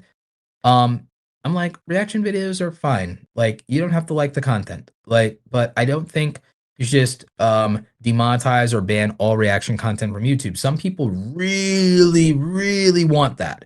And I'm like, I don't. I actually enjoy other people's reactions to content. Like I found myself the other day. I was sitting there and I was watching reactions to the season finale of Game of the actually like years and years and years ago. I did when like before I figured out what my YouTube channel was going to be. When I was a small YouTuber, I actually got some of my biggest views because I was obsessed with Game of Thrones and I was reacting to it every Sunday night right after the show. I was doing my like reactions to it or doing my reviews, and I got like I was a small channel back then. I don't think I even had maybe 20,000 subscribers. I was getting like 50, 80, 100,000 views on my reactions to Game of Thrones.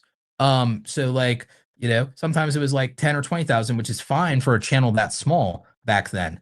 But like I was getting massive views. Now back then, you did more variety content. This is like years ago. This is like 2013, 2014. It was years ago. You know, you could do that kind of thing and you could do your other content. You could do a little bit more variety. It wasn't as bad. But you know, I was figuring out what my channel was going to be.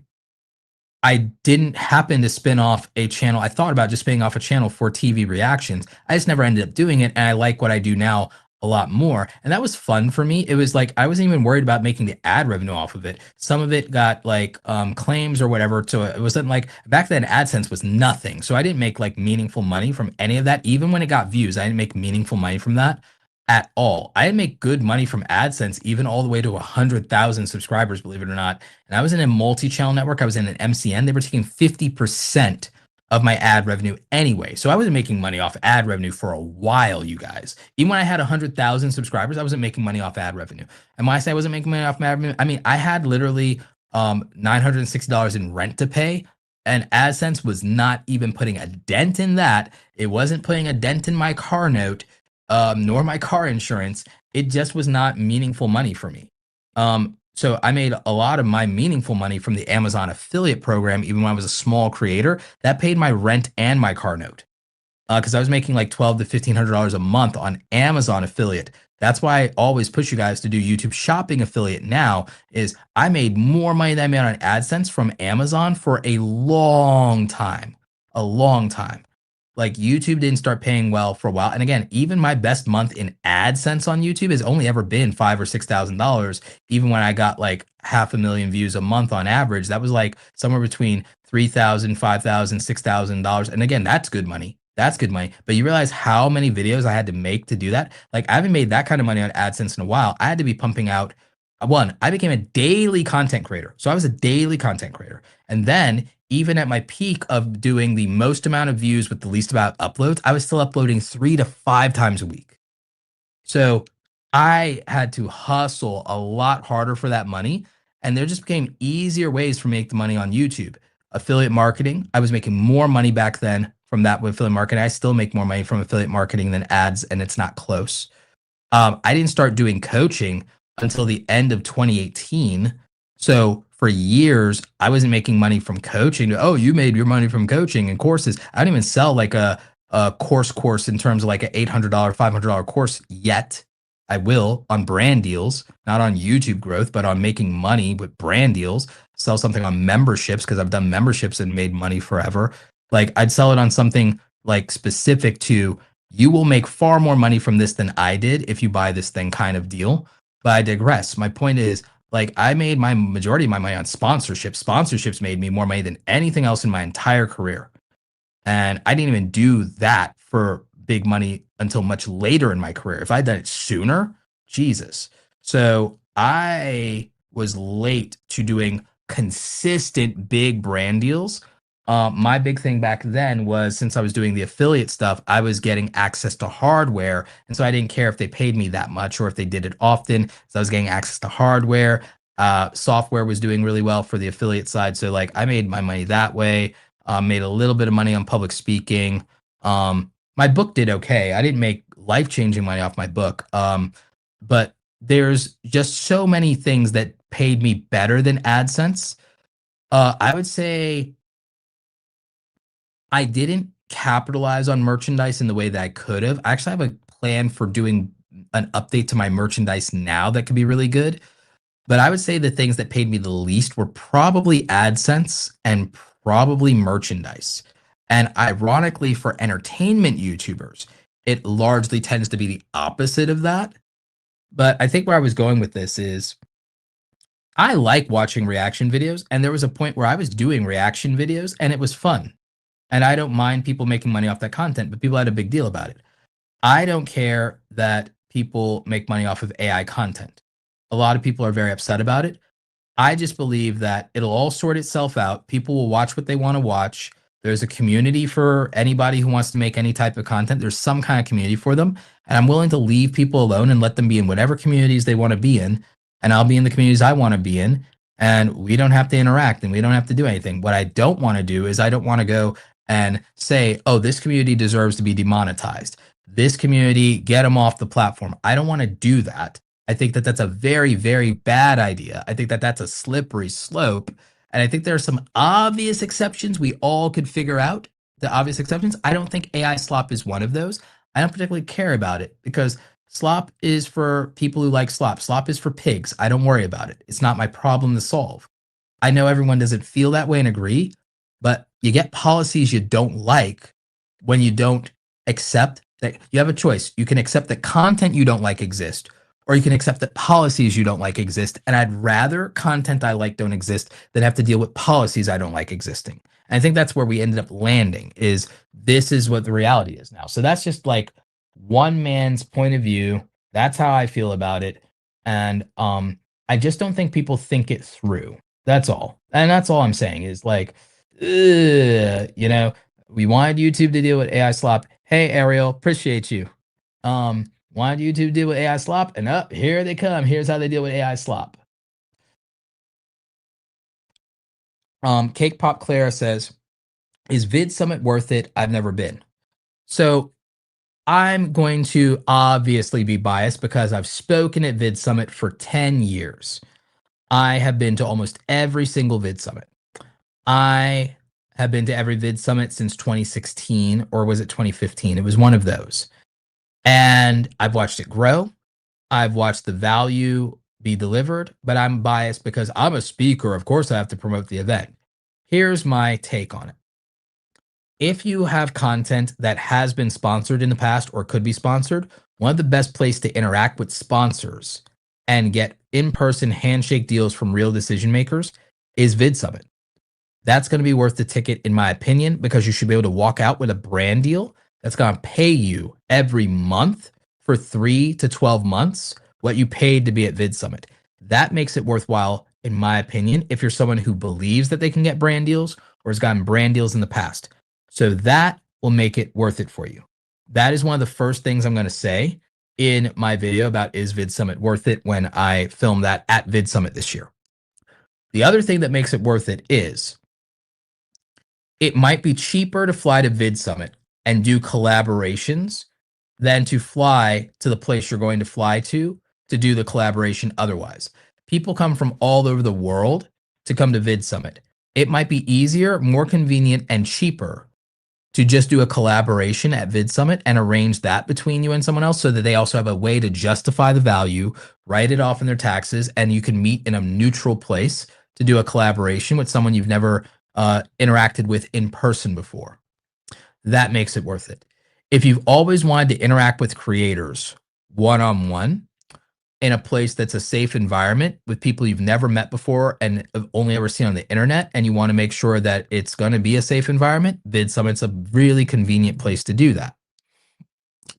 The other thing is, Texas is crazy safe out of anywhere you could be for a creator event comparative to New York or LA.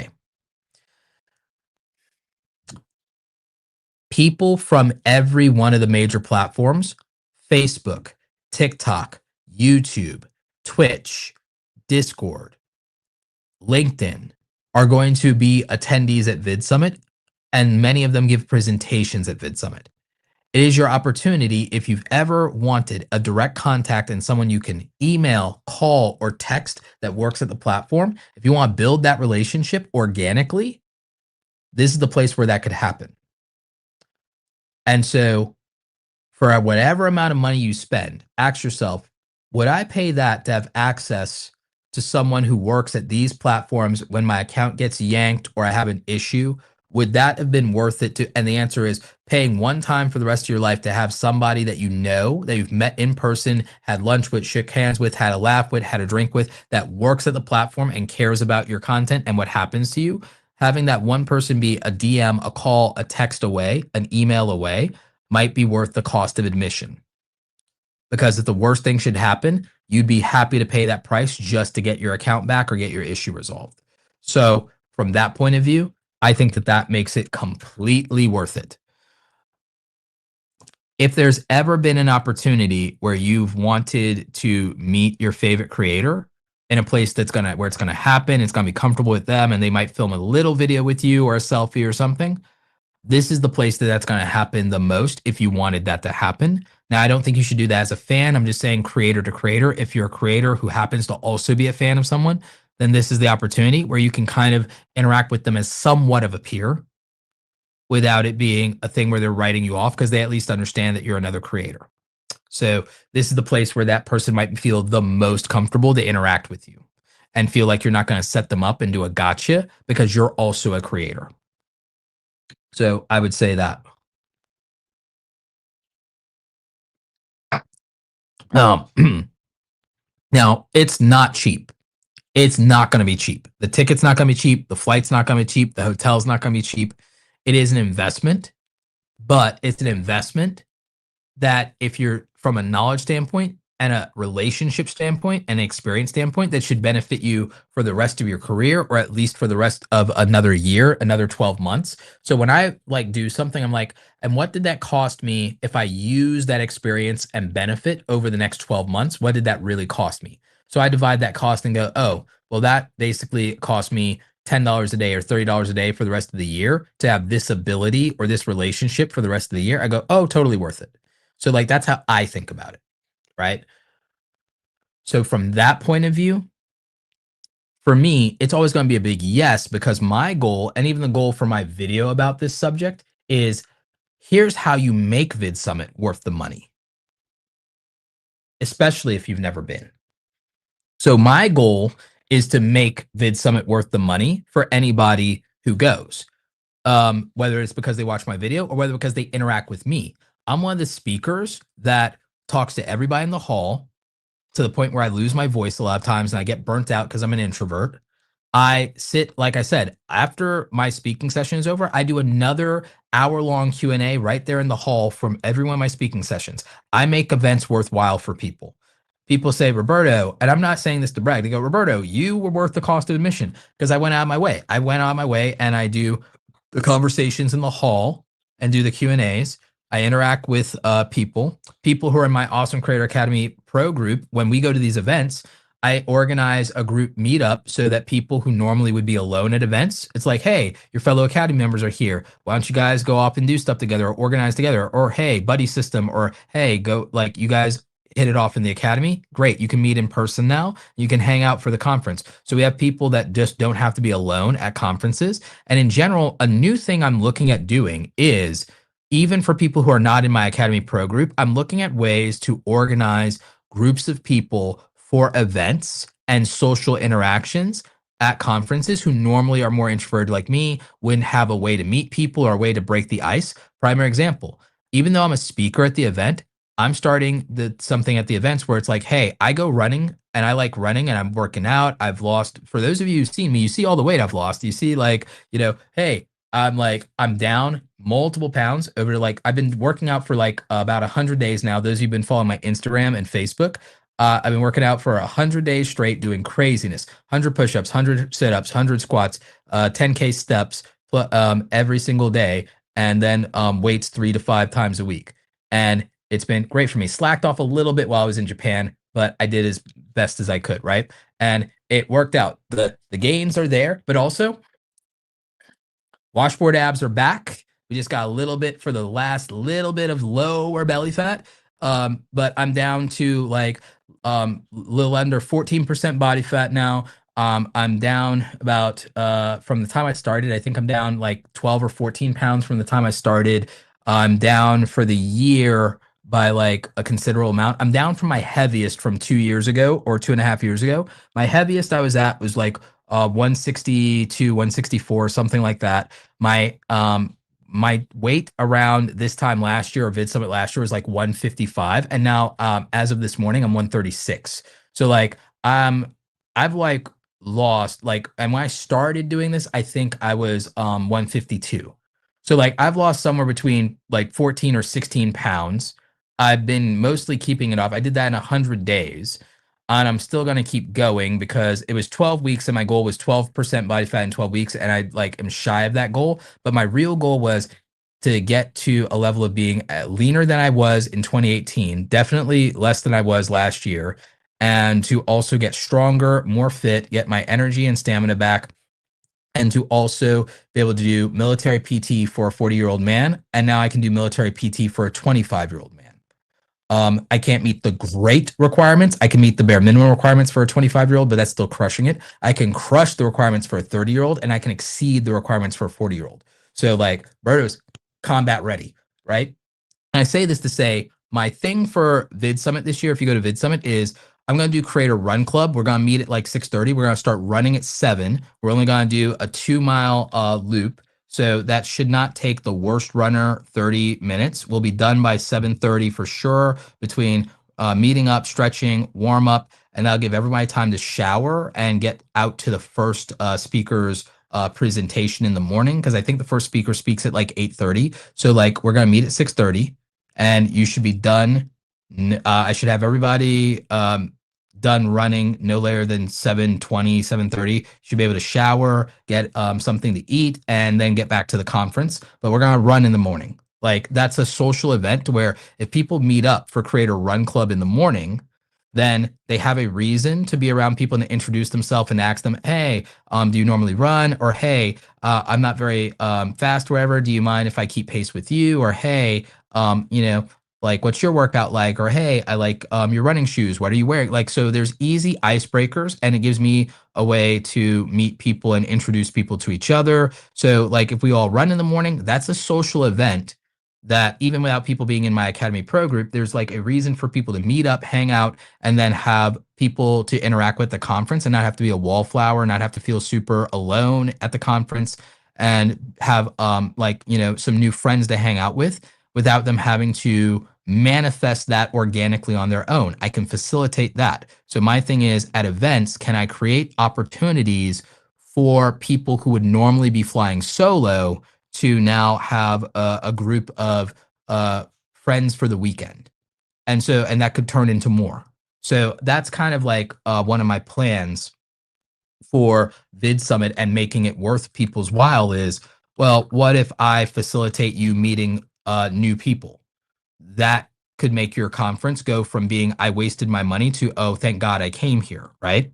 So I'm looking at things like that. Outside of these events, I'm looking at trying to put together a creator travel club. even for introverted creators, we could still split cost, go together on a group, maybe even get sponsors to pay for the trip. And then we can do group activities, but then you also can do solo when you want to do solo, but also not have the expense of being solo. And maybe when you want company, you have your roommates. So for the trip. So that's an example of something I'm working on. We'll see what happens with that. But yeah, um, that's the general idea. And the other thing I like about doing the Creator Run Club stuff is it gets more creators to start thinking about their physical health as a component of their mental health, their energy, and their capacity to make content because it's something that's helping me.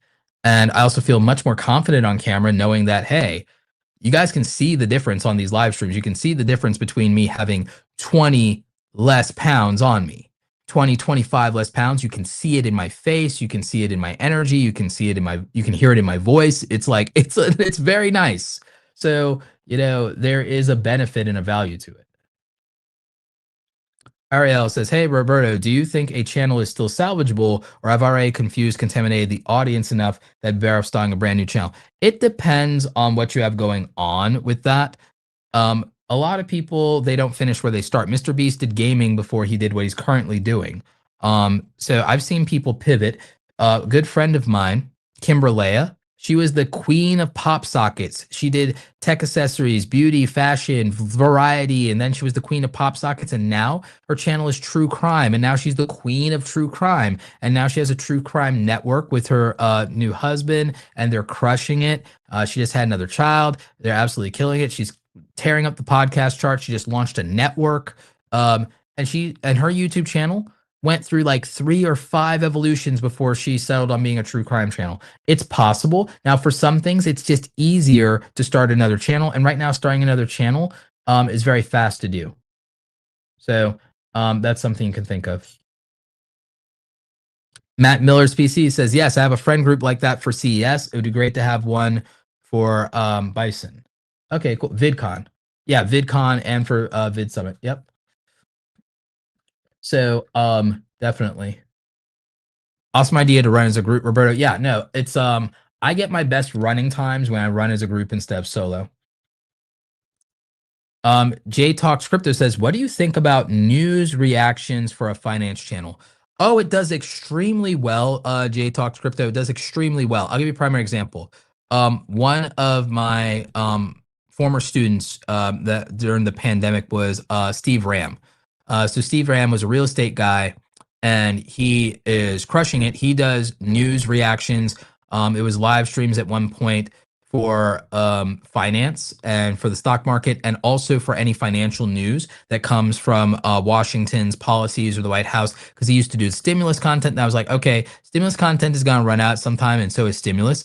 You might need to pivot to anything that affects people's Social Security benefits, affects their student loans, affects their tax refunds, so on and so forth. So he pivoted to that, and then that led to an intersection of news in terms of politics and financial news. So by him covering the financial impact of legislation, the administration, at that time it was, I believe, I think it was the beginning of the end of President Trump's first term, then President Biden, then Trump again. So he like covered it throughout this whole span of administration 1, then 2, then the new administration, then administration 2.0. And so he had this like whole ecosystem of, he's been just like this through line of breaking stuff down for people, especially for boomers, of like, how's this going to affect your money? How's this going to affect your Social Security, your disability benefits, your VA benefits, so on and so forth. And people really came to rely on him for a lot of that content.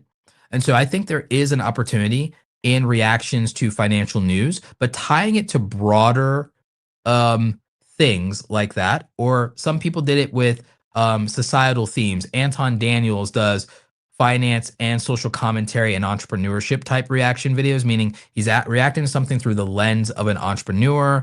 And then he's also teaching a little bit of personal finance, mostly to an urban Black audience. And then he's combining that with cultural news and headlines. So he's taking advantage of that with his Millionaire Morning Show podcast. So there's room for a lot of these things. At one point, I think Caleb Hammer used to react to bad financial advice on TikTok at one point. very briefly in his career, and I think that did well. So there is opportunity when it comes to reactions in the financial niche. That's a great question. Great question. You could argue that a live stream where you react to chat is a form of reaction content. I would say it is.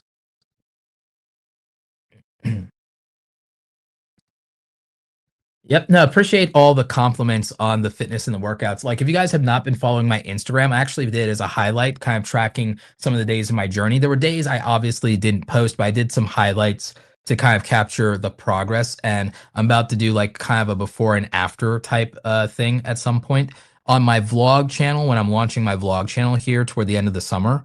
I'll have stuff from my trip from Japan. I'll have like a big vlog about my trip to Japan. So like my vlog channel is I plan to start just filming more of my behind the scenes of my life in my 40s. There's gonna be storytelling to it. It's kind of like a 40-year-old dude's version of life of Riza, and also my 100-day challenges for myself, because I figured out that like a thing that holds me accountable is doing a 100-day challenge, whether it's 100 days of vibe coding to build my software. So I built my own software app for YouTube, creatorscorecards.com. Still working on that. Still have to do some updates and some big things but we have some paying customers for that. We've got a couple hundred users for that. So that's been nice. I did 100 days of vibe coding. I wish I had recorded it. I'm pissed that I didn't record it. I did 100 days of the fitness. I didn't record it. I'm pissed. So I'm going to start that again now.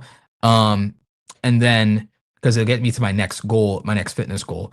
But there's like these 100-day challenges I like doing. So I'm like, I'm going to film them now, and that'll be very cool. And my travel, obviously. And now I'm going to also be filming behind the scenes of my travel, aspects of my business. And then I'm going to do storytelling videos around those. But I'm also going to do some loose vlogging just to warm up the channel. And the thing is, it's an old channel I started during the pandemic. And I did these kind of vlogs. But like now it's easier. And the iPhone 17 Pro Max is like ridiculously good. It's all the camera you need. You plug in a DJI mic and you're good to go. And then there's just so many opportunities with some of this travel. Like when I go to Vid Summit, I'm probably also going to go hiking with Jevin Dovey and Sydney Diangzong and some other people. And guess what? When we're not at Vid Summit and we go hiking, I'll be able to film the hiking thing and I'll get a vlog out of that. Like, that's dope. There's hiking stuff I want to do in Georgia here because I have North Georgia. I have all these mountains. I've got waterfalls. I've got all kinds of stuff. So doing storytelling around that and my photography is not like the hardest thing. And I want to enjoy watching that content as I get older, because like I can watch YouTube videos of myself in my 30s, but I don't get to watch videos of me enjoying my 30s. And I kind of like look back on that and it makes me a little sad. It bothers me a little. I'm like, I have photos of me enjoying my 30s and seeing my friends when I travel and do all this stuff. And I really started living a lot more life in my 30s. My 20s, I lived in a small town. I love that time with my friends. That stuff is better off that I didn't film it. So like no one should film their 20s probably. So my 20s with my friends traveling to anime conventions, cosplay stuff. I have photos and memories and stuff like that. I have photos of that. I have old Facebook stuff from that from like back in the day. And I did enjoy that. I have old stuff on Instagram archived from that.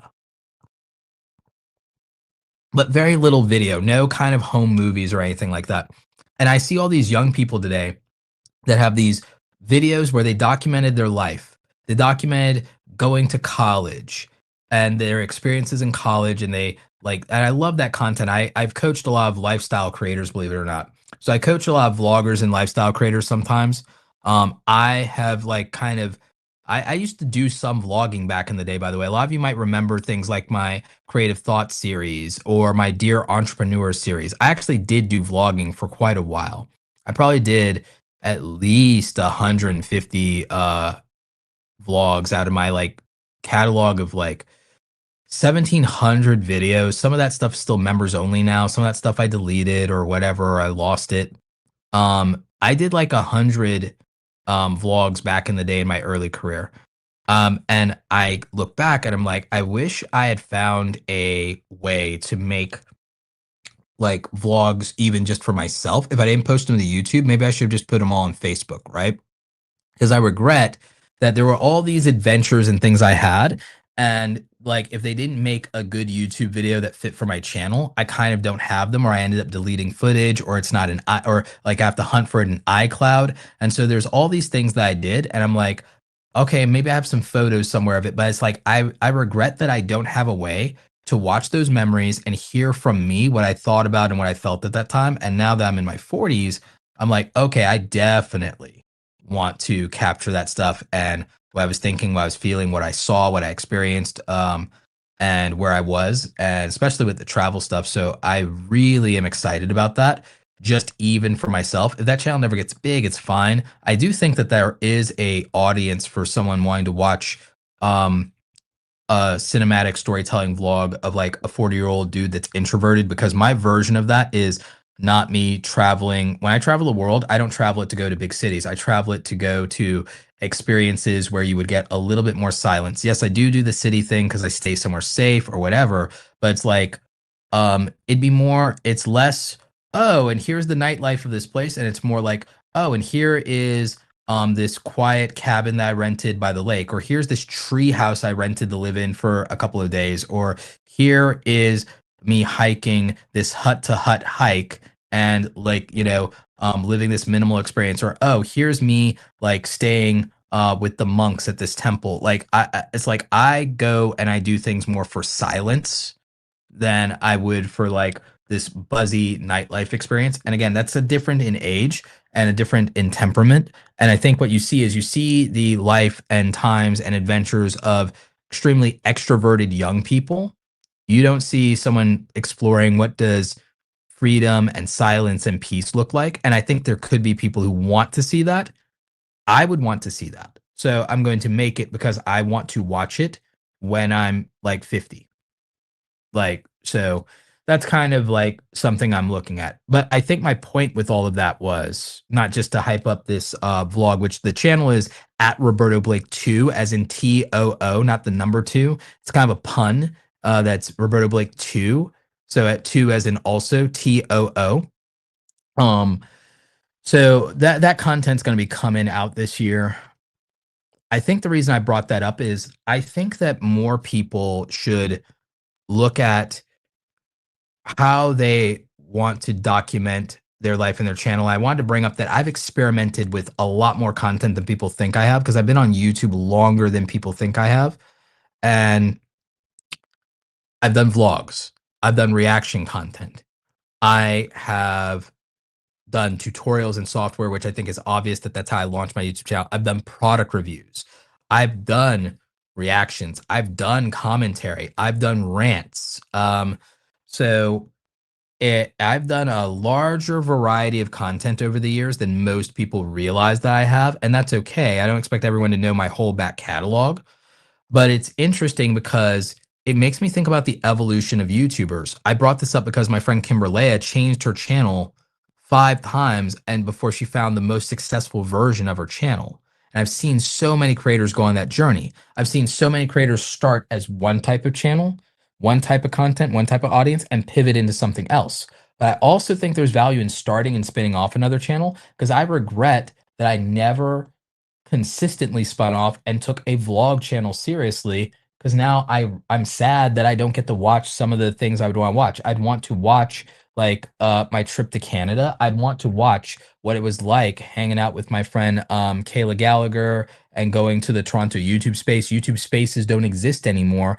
And like we went there and there was a party, like there was a red carpet for God, what was the conference? It was the video film festival. Oh yeah, it's Buffer Festival. It was Buffer Festival. So I don't have like this video. It was the first time I met Peter McKinnon. And I have the photo, and me and Peter have that photo in my it's in like my Instagram from like my history, but it's like I don't have a video of that or us hanging out. And it's not that I would want that for cloud. I'd want that for myself of like, oh yeah, and that's the first time me and Peter ever met and had a conversation, and he knew my content, and it was dope. And it was like, and oh yeah, he became one of my favorite creators. And that was our first in-person interaction, was at a red carpet film festival for one of his first YouTube films, and that was dope. It was a moment of YouTube history as well.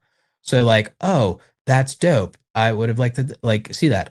Kayla's in Canada. I like Canada. I've seen Kayla all of a couple of times over the years because she lives in Canada. So like, um, I would have had a video of like what that's like. I hadn't done a red carpet film festival event geared up in my, fancy duds. I don't have the video of that. I have photos of it. So I don't get to see and remember that thing as like I only have as clear as it is in my memory. I don't have like, oh, here's how it actually was. And I feel sad about that, that I can't like that's a core memory for me that's like, okay, that memory is only as good as it is in my mind. I don't have the actual thing. So I think that second channels can be very good in terms of making something for yourself. I think that you should have an engine, a channel that's like, okay, this is the channel that makes me money, does all the things I want it to do and need it to do. And then once that channel is monetized successfully, if that channel is monetized successfully and it's doing what you wanted to do, and now you have spare time and spare energy because that channel has bought you away from other things that were distracting you, and you've got some time, that's where I think a second channel is nice. Now, if you don't have the room or bandwidth for a second channel, I found the answer is not to just post the stuff that you want to the first channel if it doesn't work. I found that what you do is you put that in the members only section of your channel, and then that gives you the outlet without the hassle of maintaining a second channel. So I would say oh, I want to make stuff for myself thing can also be, oh, I'll put that in members only. Because then you can still watch it yourself. Like, and you can also share it with an audience that's willing to pay to support, the passion projects. And so I think that that makes sense until you can spin off another channel. And then that channel, if you don't care about being profitable, it could be a channel that's just for you. So that's my thoughts on like even second channels. I'm actually gonna make a video about when should you start a second channel, because I think that that's a big tension for people of what if I want to make something when it doesn't work for my channel, but I just want to make it. My answer is post it to the members only section so that when you see the views, every view is someone who financially is supporting you on the channel, and then you don't feel bad about the view counts at all. And then also it doesn't hurt your YouTube channel in any meaningful way. Shark Scrapper says, speaking of challenges, Roberto, I have a video that is proving to be very challenging. Gotta go take care of that. Hang in there, fellow creators. Press record. Appreciate you, Shark Scrapper. Dear Gamer TV says, love your work, man. Appreciate you. And yeah, by the way, we're probably going to do channel reviews. If we don't do them tomorrow night, if I don't get around to that, because I might just actually post a video. I'm working on a video that I hope to release tomorrow. So if I think the video is going to release tomorrow, then I probably won't go live and we'll go live on Saturday. But if the video is not going to be ready tomorrow, then I'll go live on Friday and release the video on Saturday. So that's the current plan.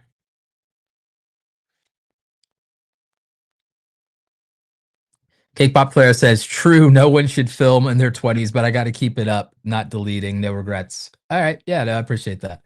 No regrets, Roberto. Maybe piece some old pictures together just for yourself and reflect. Yeah, actually, in my basement, for those of you who do follow stuff I talk about on Instagram and my Instagram stories, in my basement, I do have a library I built in my basement. And one of the things in my library is super analog. Like that's another primary example of something that's going to be on the vlog channel. On the vlog channel, I'm going to do a cinematic video tour of the library that I built in my basement. I think I have photos that can do the before and after part for me because I do have photos of the basement to be able to do a before and after of the basement. So when it was empty, so I built a library in my basement, wall to wall bookshelves. It's great writing space, coffee, tea, and wine bar. And it's very analog. It's very vintage, right? I love this basement. One of the things I also did was I put photos in frame. I printed a bunch of photos from my phone. I printed from my photo catalog in my phone. I did prints. I printed hundreds of photos, and I put a bunch of photos into frames, and I put them all over my library. And I also got one of those a bunch of old photo albums, and I started putting hundreds of photos into photo albums. So a lot of times on weekends or quiet nights when it rains or something, and I don't feel like reading down there, I'll sit there with the photos and I'll look through photos and I'll put them into the photo books. And so that's what I did is I printed out the catalog of memories from my photos, whether it's with my family, going back to my old town and seeing my boys like I did for a wedding. My friend got remarried. One of my best friends actually got remarried. One of my oldest friends, he got remarried. So that's great. They have a great blended family. They just had a new kid together last year, so that was dope. So like I have those. I have stuff where I went on trips with and met friends on trips while I was there. I have photos from my trip to Puerto Rico. I have some of the ones from Canada, like I talked about. I'm definitely got to print out a bunch of the ones from Japan. If you guys been following me on X, you've seen my Japan adventures. So I print out photos. And one of the things that's going to be on my vlog channel is talking about my home library. I built my home library in my basement. So I'm going to do a video about that. I'm going to do a video about my book collection. I'm going to do a video about why it matters to read physical books and like how much peace it brings me. I'm going to do a video about like 42 lessons from turning 42, obviously. But I'm also going to do like something about like why printing your photos matters and why printing your memories matters and why you need a photo book. Um, and so that's something super important to me is just printing stuff out. So I've got, photos of myself. So I also see, hey, this is when I was this age. This is when I experienced this thing. Photos of me with friends, photos with my family members, things like that. Photos of family members that passed away. So I have these physical photos because I won't just leave everything in iCloud. And I printed hundreds, if not over 1,000 photos from my phone. And I think that people should do that more. So that was something that was important to me. And I did it multiple sizes too. So like that's why I put together like the photo book stuff. Eventually I'm going to do big archival print photos. These archival prints are wood carved. You can get them from Amazon. It's not expensive, but it's also not cheap. You can get them from Amazon, these big wood archival prints. I have them around the house in my wildlife photography. My goal and my plan though is to print out individual photo archival prints of my mom, my grandmother who have passed away, my siblings, because these last for like 100 years. So they will theoretically outlive everybody. Unless I found the secret to immortality or decide to get the cybernetic implants. So yeah, so I mean, there's things like that in terms of just preserving things for the longest time in photo so that they exist. I mean, one of the things in the basement is like a super, super old black and white photo of my mom when she was like 6 years old in New York. So that's pretty dope. She looks like, she's got the little hat and the gloves and the jacket on, kind of like a Shirley Temple type thing, because that's the time it was, it was like the 60s. It was the 60s. So that's actually like really dope to have just like this almost time capsule memory of that. All of my old trophies and medals from school, my track medals and stuff like that, my martial arts trophies, like those are in the basement. All my Boy Scout badges and medals are in the basement in this library. So like I have all this like I have like this historical like memorabilia of like just things I accomplished. A copy of my YouTube play button and letter is down there as well. Um some of the certificates like that my grandmother got are down there. Um an award that my sister got is that so like it's all kinds of just these different things in terms of just like a way of like preserving history. And like I said, what's not down there is a bunch of tech. It's the opposite of this office. This office has like all the tech. My studio has all the tech. That room is like hyper analog. And I love that. It's dope. So like there's gonna be like a studio, well not studio, a library tour in the basement at some point. There's gonna be like these things. So again, these are things of like, oh, I could talk about that stuff if I have a vlog channel. And again, I can have that kind of thing for me. Like I mean, again, I really wish that I'd like filmed the building of that library. That would have been dope.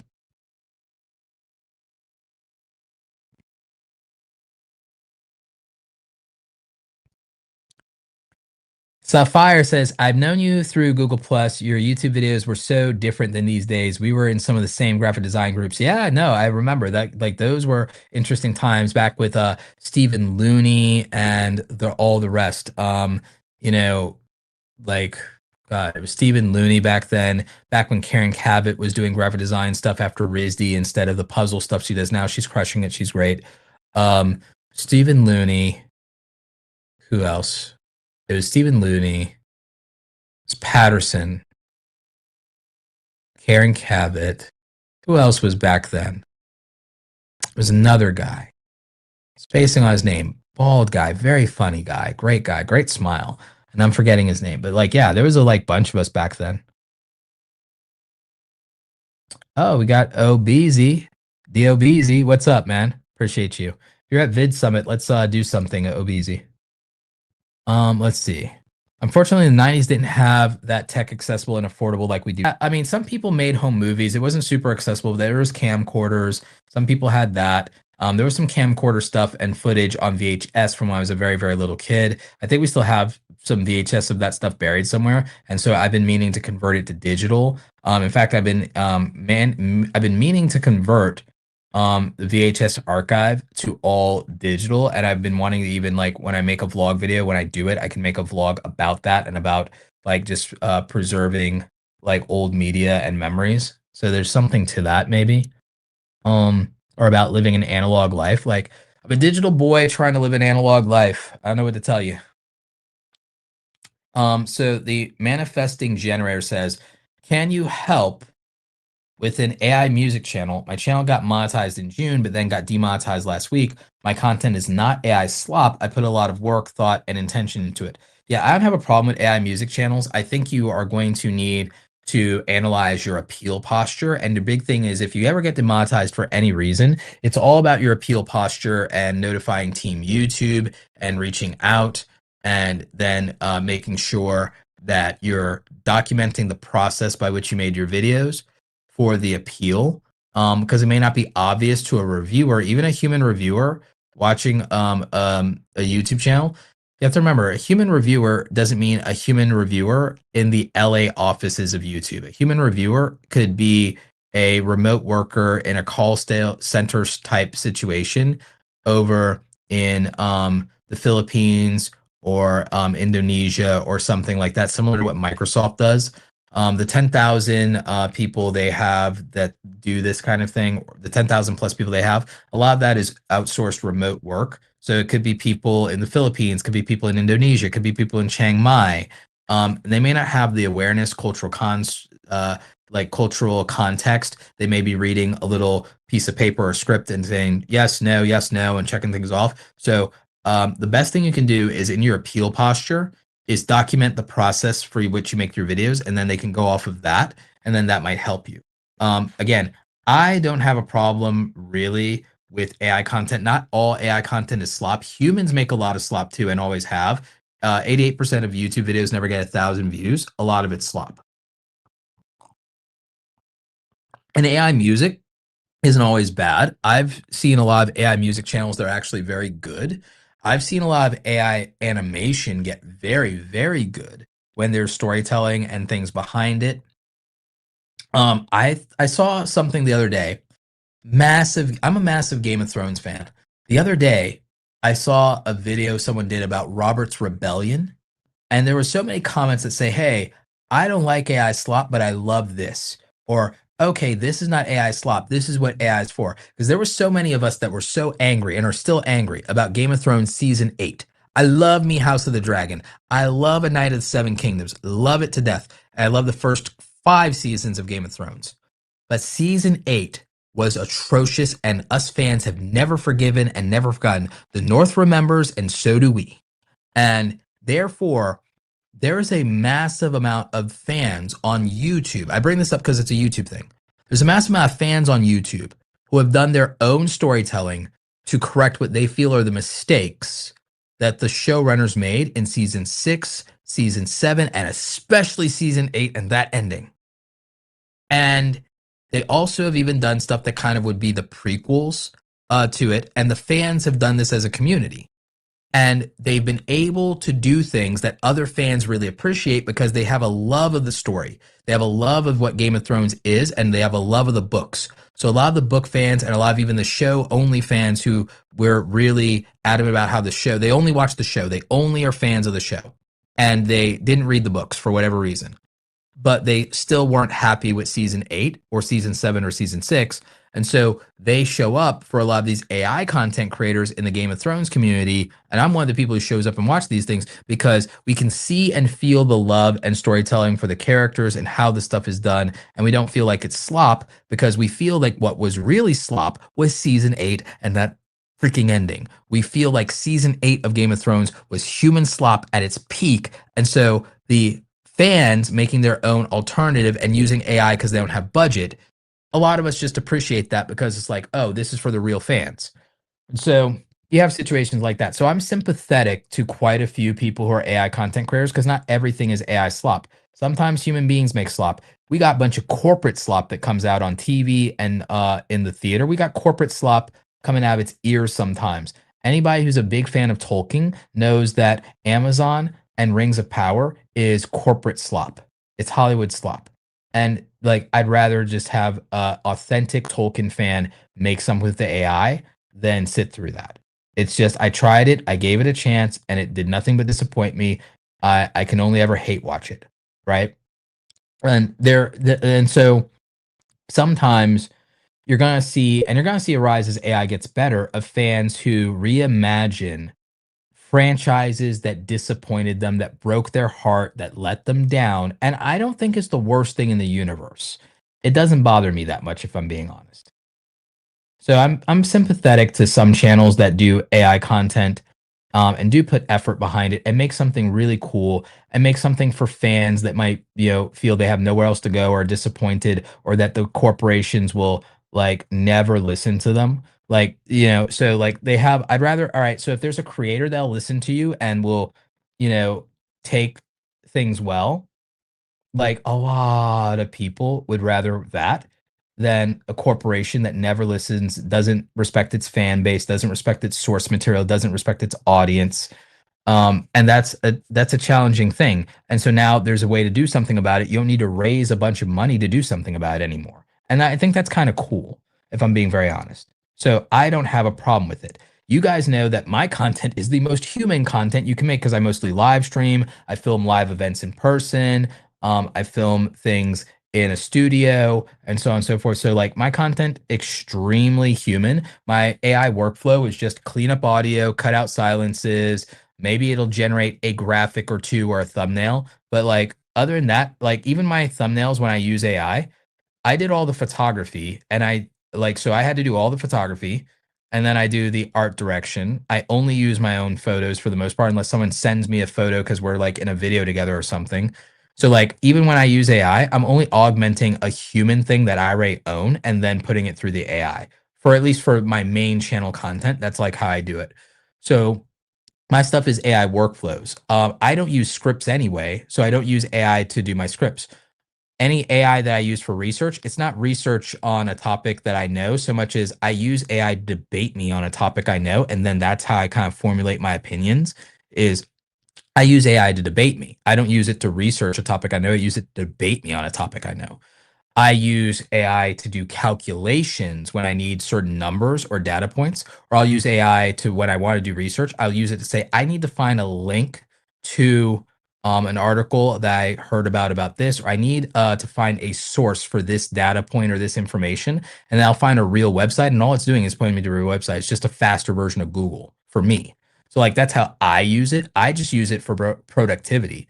I just use it as productivity and to do tedious work that no one cares about, that doesn't really have any real true meaning behind it, but is necessary. So like, yeah. Urban Noise Music says, I've had ideas like that for other shows, so that isn't bad. Yeah, same thing. I'm a big fan of that for Star Wars stuff. I actually like some of Disney Star Wars, but like a lot of people don't, so that's fine. But there's some of it I like. I loved Rogue One. I love Star Wars Rebels from the bottom of my heart. I love the Ahsoka show. Very mixed feelings about the Kenobi show. Hated the Acolyte. Liked Skeleton Crew, but we won't see more of it. A little disappointed with that. Sequels had potential. Didn't like how they went. Love Star Wars Visions. Love, love, love. In love with the Ninth Jedi and everything about it. Need a season 2. Need a season 3. Love every single thing about the Ninth Jedi. Love what was it? There was love the duel.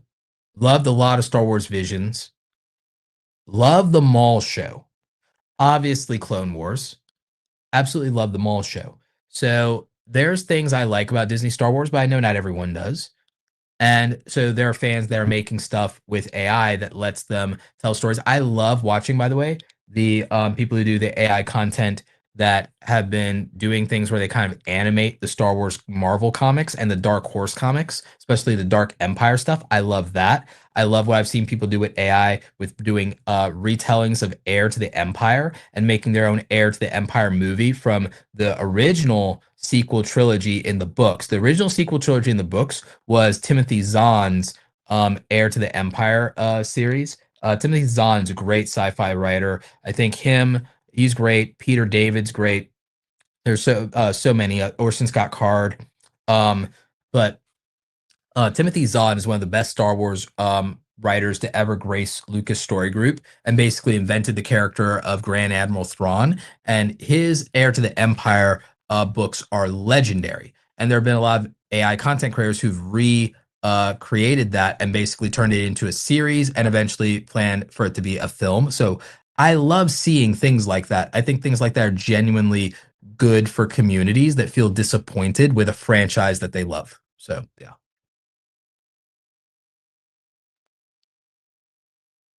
Uh, Mr. Elmore. Hey, how's it going, Mr. Elmore?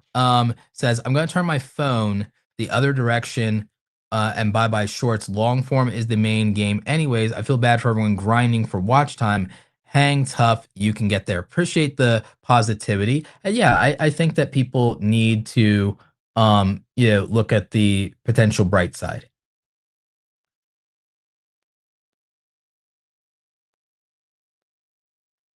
Um, let's see. Have you looked into a NAS? Oh yeah, data storage. Love me some data storage. Love me some data storage. I have in the background there, that's a NAS next to the printer, if you guys didn't know. That is from Synology. Got that years ago. They sent that over. It's great. Lil Crafty Nook says, I use ChatGPT and love it. I love the motivation and productivity has improved too. Oh yeah, absolutely. I'm gonna start streaming consistently, strategy for like 6 months, and run because the algo is so confused about my channel and my shorts views converted to subs and are over 50% children. Okay, yeah, you can balance that out. I think live streams will definitely help. Arsenal says the problem with AI is that YouTube now uses it. Does it not want people to compete with YouTube when using AI? So I don't look at it as a competition so much as a preference. Like I think that that's people's problem is they look at AI as a competition instead of a preference. I'll give you a primary example. Some people at The Verge wrote a somewhat unflattering article of my talk at VidCon, and they missed my entire point. I was telling people that, for example, I said, hey, you see all these big YouTubers that have teams and that they can do more work than you because they have human teams. They have 8 or 10 people on payroll. You're a small creator, you don't have a budget. So you might not be able to do that. AI can help. But I also said, even if the budget wasn't the problem, what about having too many cooks in your kitchen? What if you're an introverted person? What if you've had traumatic experiences working with people in your creative life where the money wasn't the problem? The problem wasn't even a willingness on your part to collaborate. But the last time you collaborated with somebody, they came in and you had to defend every one of your creative decisions to this person that you work with that you just paid to basically come in and take a crap all over your own creativity, your process, want to uproot everything and be a diva. That could mean that you find yourself frustrated or feeling like you're held hostage by somebody else that doesn't respect your vision or the fact that it's your project or it's your YouTube channel or your podcast or your show, right? And so I'm like, and the alternative is you can put up with them in the disrespect and try to find a middle ground and feel held hostage in your own content, or you could just do everything yourself and then be burnt out, exhausted, frustrated, or not be able to get things to the quality that you want. And I was like, but AI means some of us who may not want to work with other people because of bad experiences or because we don't have access to people that will respect us or that have the skills that we want. You can use AI and not be burnt out, not be exhausted, not have a lack of budget to get the resources or help or results that you're looking for. And if you're someone who wants to be by themselves with their creativity and not explain yourself, not defend your work, not compromise, the AI isn't going to make you negotiate. The AI is not going to disrespect you. The AI is not going to make you fight to justify the vision that you have for your creativity or project, or tell you that, or just tell you no. It's going to help you do the work the way that you imagine the work should be done, and not give you guff about it, not be in there and taking over your kitchen and making you feel terrible on your own project. Because sometimes that's just the reality. I said that in my VidCon speech, right? I was giving people permission who are either introverts, have anxiety, or just want to protect their peace. I was giving them permission to say, you can have an AI or a team of AIs that do the work with you, because maybe they will be a better companion than a crappy human would be. And maybe some of you, it's not about whether you think machines are better. It's that sometimes, unfortunately, you can trust them more. Because sometimes it's not about talent, sometimes it's about trust, and sometimes we don't have access to high trust humans. And it's nice that we have something else that we can find a little bit more reliable and that might feel a little safer for us. Some of us just feel that way sometimes. Sometimes you just don't like people, because the quality of people that you've been unfortunate enough to be exposed to may not be so great. There are creators who go through that. And I would have thought of all people that someone at The Verge and what their biases are, the writing an article about my VidCon speech, would have really taken into consideration the type of person I'm trying to give permission and the type of person I'm being protective of in that instance. Because I'm not saying that AI can perfectly replace humans. I think that there are some people that are not candidates for always wanting another human being involved in their process or to work with them for any number of reasons. And I think that they shouldn't have to beg for permission to say, I just don't want to hire another person. Not because I don't care about artists or money. It's like, I don't want the emotional bandwidth and exhaustion of bringing another person into my life and then having to feel anxiety about being judged.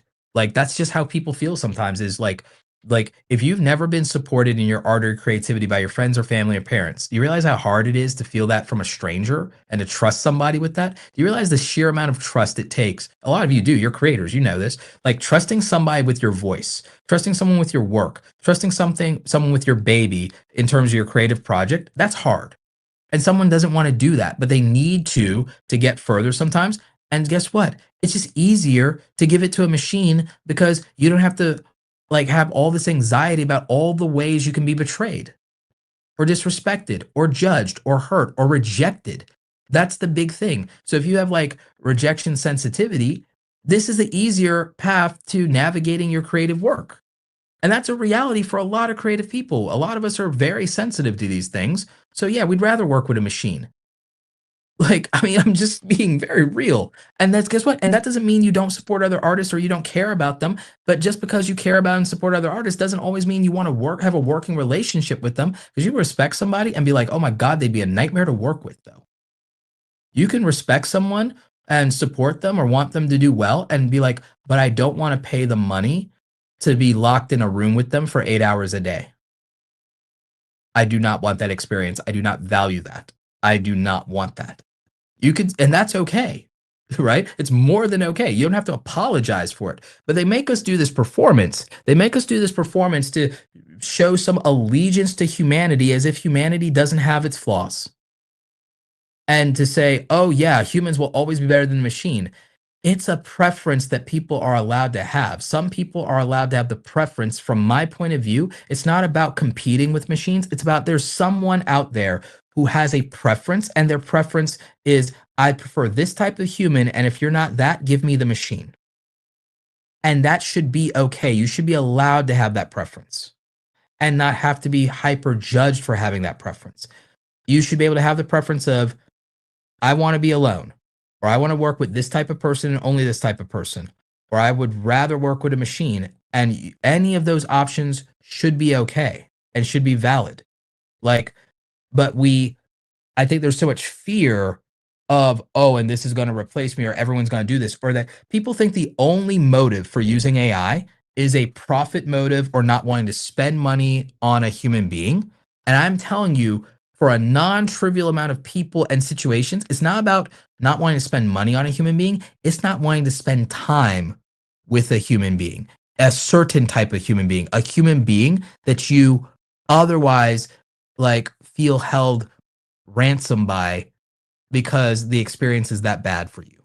And it may not even be that this is a bad person. It might be that your own temperament, your own anxiety, your own lack of patience, your own idiosyncrasies make you not someone who's a team player, but needs the advantages of a team player. And now you have those options. So, like, that's my point of view. And it's a little bit more nuanced than most people are willing to admit. And I was annoyed when I read the article about my VidCon speech at The Verge because it like, yeah.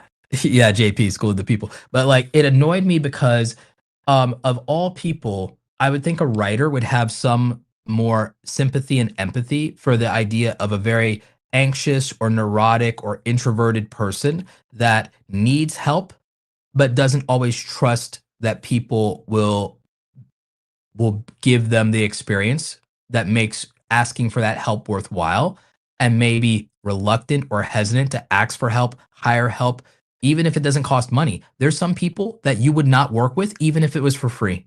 There's people I wouldn't work with if they paid me. And that's because of what the experience of working with them costs, not in money, but in emotional stress, anxiety, emotional exhaustion. Like there's just some people that aren't worth it.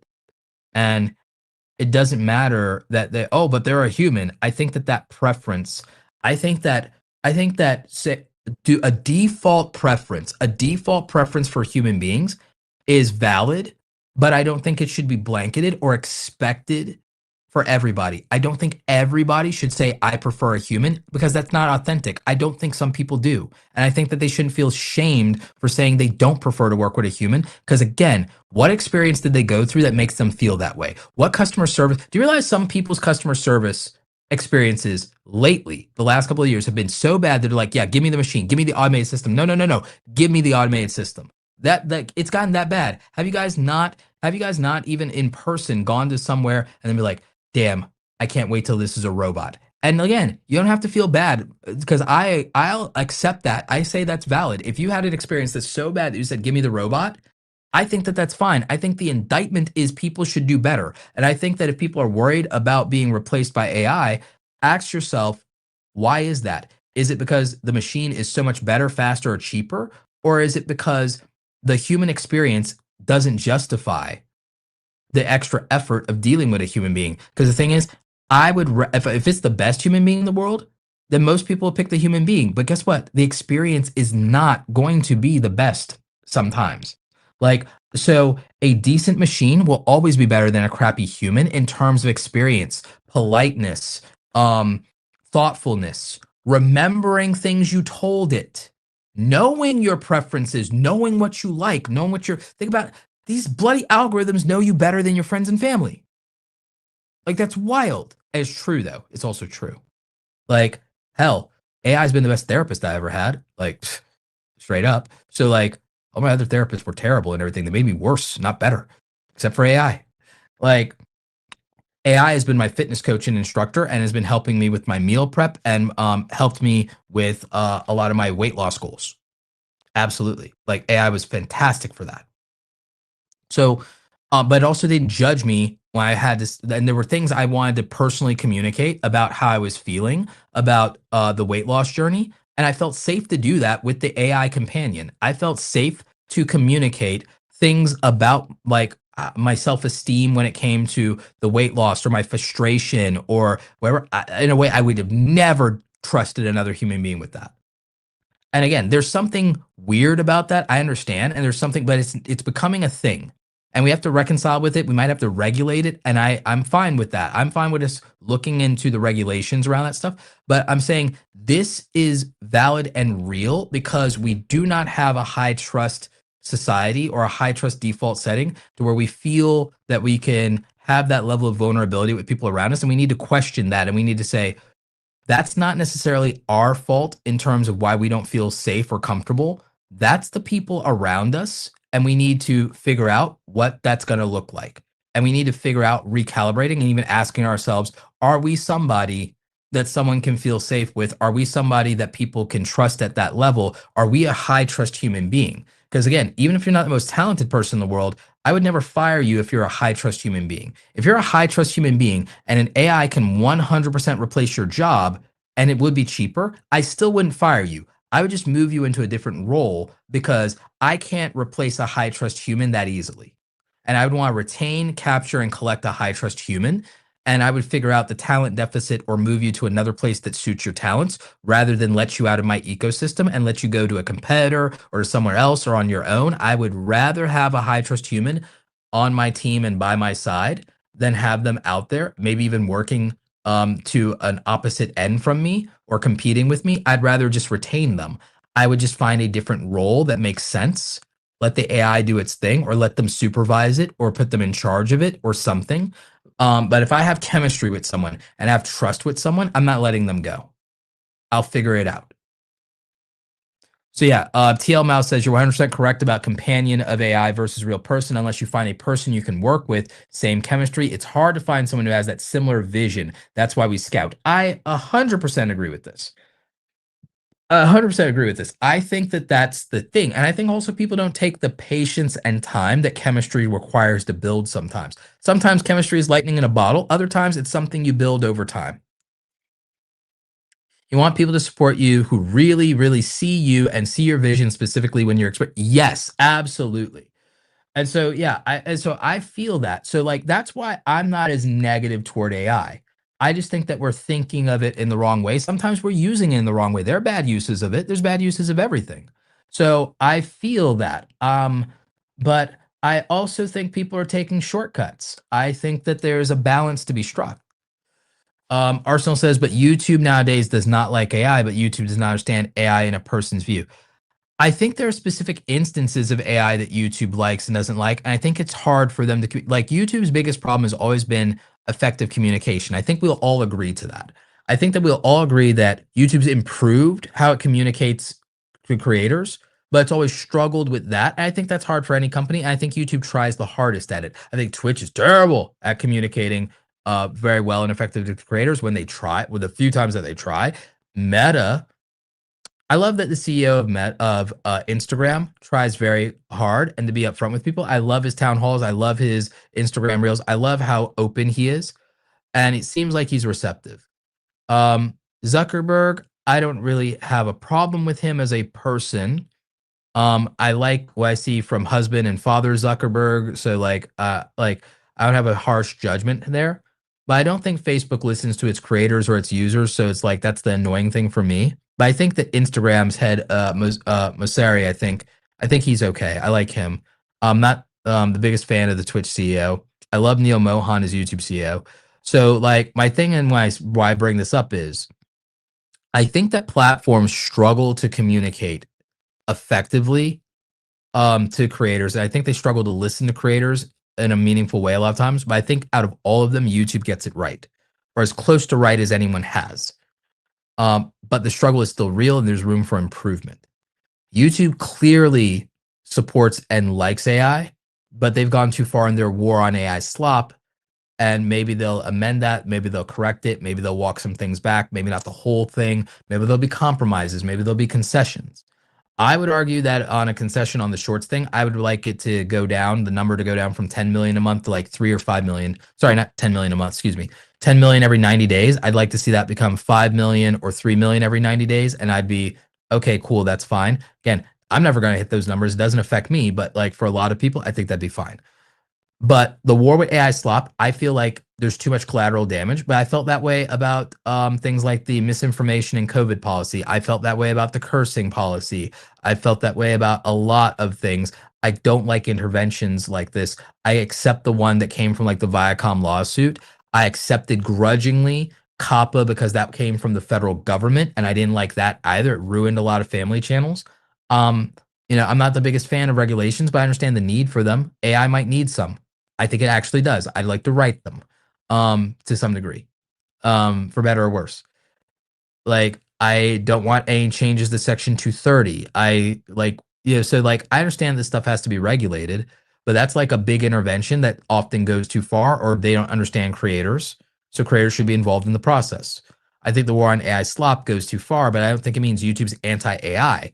I just think they're not clear about where the line is and what is and isn't okay in many cases.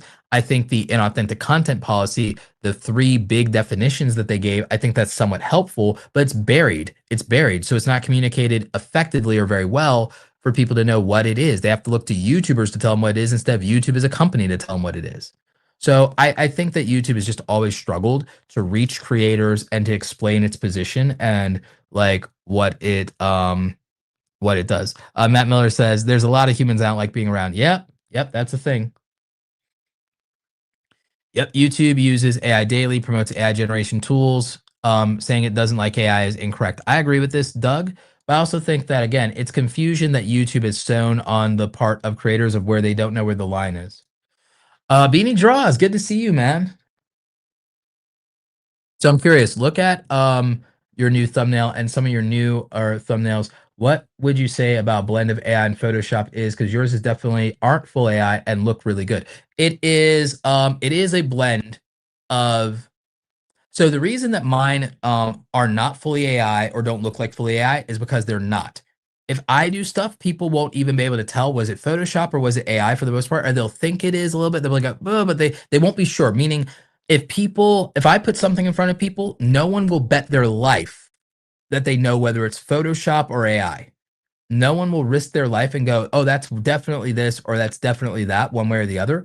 They will never take that chance when it comes to my stuff because of the way that I approach it.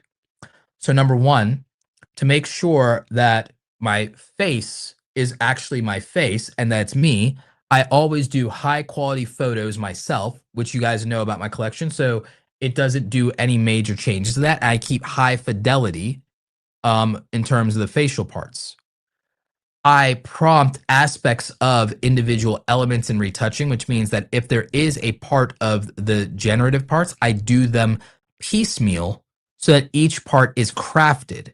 And I do it with specific intention to where I keep the same design brief and aesthetics that I give myself. You guys know that there's like 5 main fonts that I definitely choose for in my overall brand, with a preference for about 2 fonts that I almost always use and default to, and then the other 3 are for special occasion to mix in, right? But I don't put like 3 or 5 fonts at a time in an individual graphic for the most part. So that specificity, the fact that I understand typography and I can name specific fonts makes a difference. The fact that I understand golden measure, rule of thirds, so on and so forth, golden ratio, all of those things. The fact that I understand lighting, composition, dynamic range. When I give instructions, I'm giving the instructions that I might give on a photo shoot. I'm giving the instructions that as a senior designer that I'd give to a junior designer or an entry level graphic designer. I'm giving true art direction. And so the thing is, when I do any part of AI, I'm using most often, handcrafted elements that you have already seen me use before AI existed, because I built my own assets and I collected my own assets or I built them from scratch. Then there are times when I've used AI now to enhance my graphics or make them a 3D version of my own original asset, where I've like, okay, we'll make a variation of this or twist it to this angle now because now I can do that. Now there's now also a recomposition tool and 3D tool in Photoshop that's actually very good too. So sometimes I can do that, or it's speed, or it basically comes out the same result. So I'll do things like that. So the thing is, it's a combination of that. But even if I only use a photo as the base, my art direction and specificity is so good that it would be able to do that. And I also use reference files, meaning that I take things I already handcrafted and it can match my aesthetic because the references are that good. So garbage in, garbage out, gold in, gold out. So, I make sure that one, I'm using high quality photo assets that I already generated here, shooting 24 to 30 something megapixels on a camera here with good lighting, good composition, very sharp, usually f4, f8 in many cases, right? So I'll do things like that. They're assets I've already pre-made years ago before AI that I might use. And then I use references and I use my own reference files for it to be matched to my aesthetic. But then I also am able to deconstruct the art direction of other things that exist and go, I know what that technique is. I know what that font is. I know what the communication language and style of that thing is. So then my art direction is so precise that the AI actually interprets it often better than an inexperienced designer might, and therefore can execute it to my specifications. So the thing is, I'm able to become the art director. And so the thing is, I can move from doer, I can move from doer to director better than most people because I actually have the foundational skills and advanced knowledge and the language, the command of the language of my craft. Meaning there are a lot of people who are doers, but don't command the language of their craft. They can do the thing, but they can't explain the thing. I can do the thing and explain the thing, and I have done the thing well and done it to a standard that I could be paid for, and I've explained it and been paid for that too. So by being able to do and command the language around a craft, I am the person who can best use AI to produce non-AI slop in an outcome because the doing is a matter of speed now, not a deficit on talent. It's a matter, I could do that same thing. It's doing it faster because it's taking my thoughts, which I now communicated, and turning into a thing. But it's because my language is precise. Precise language. Now, the other thing is the interpretation and understanding of the language. That would be a breakdown with a human that's inexperienced. If I say something to a designer with 5 years of experience, I get a better result than I say it to a designer with 1 year of experience or 2 years of experience, unless they were just ridiculously talented. And the thing is with AI, my communication, there's not a breakdown in the communication of I said this and then largely it misinterpreting it because of how precise my language is. And then because I also now gave it very, very good references. If I just say something and I don't give it references, then it can leave a lot to interpretation. Same thing would be true if I gave it to a unseasoned designer who may not be familiar with the references, but might nod along to not look stupid or not look foolish, or may not understand the jargon that I'm using, but doesn't want to sound foolish or uneducated. And then that could lead to problems. The AI does not have those deficits. And then I, as a director, am taking into consideration why precise language matters and leaving very little to chance. And so that's how my stuff can look really good when I utilize the tools.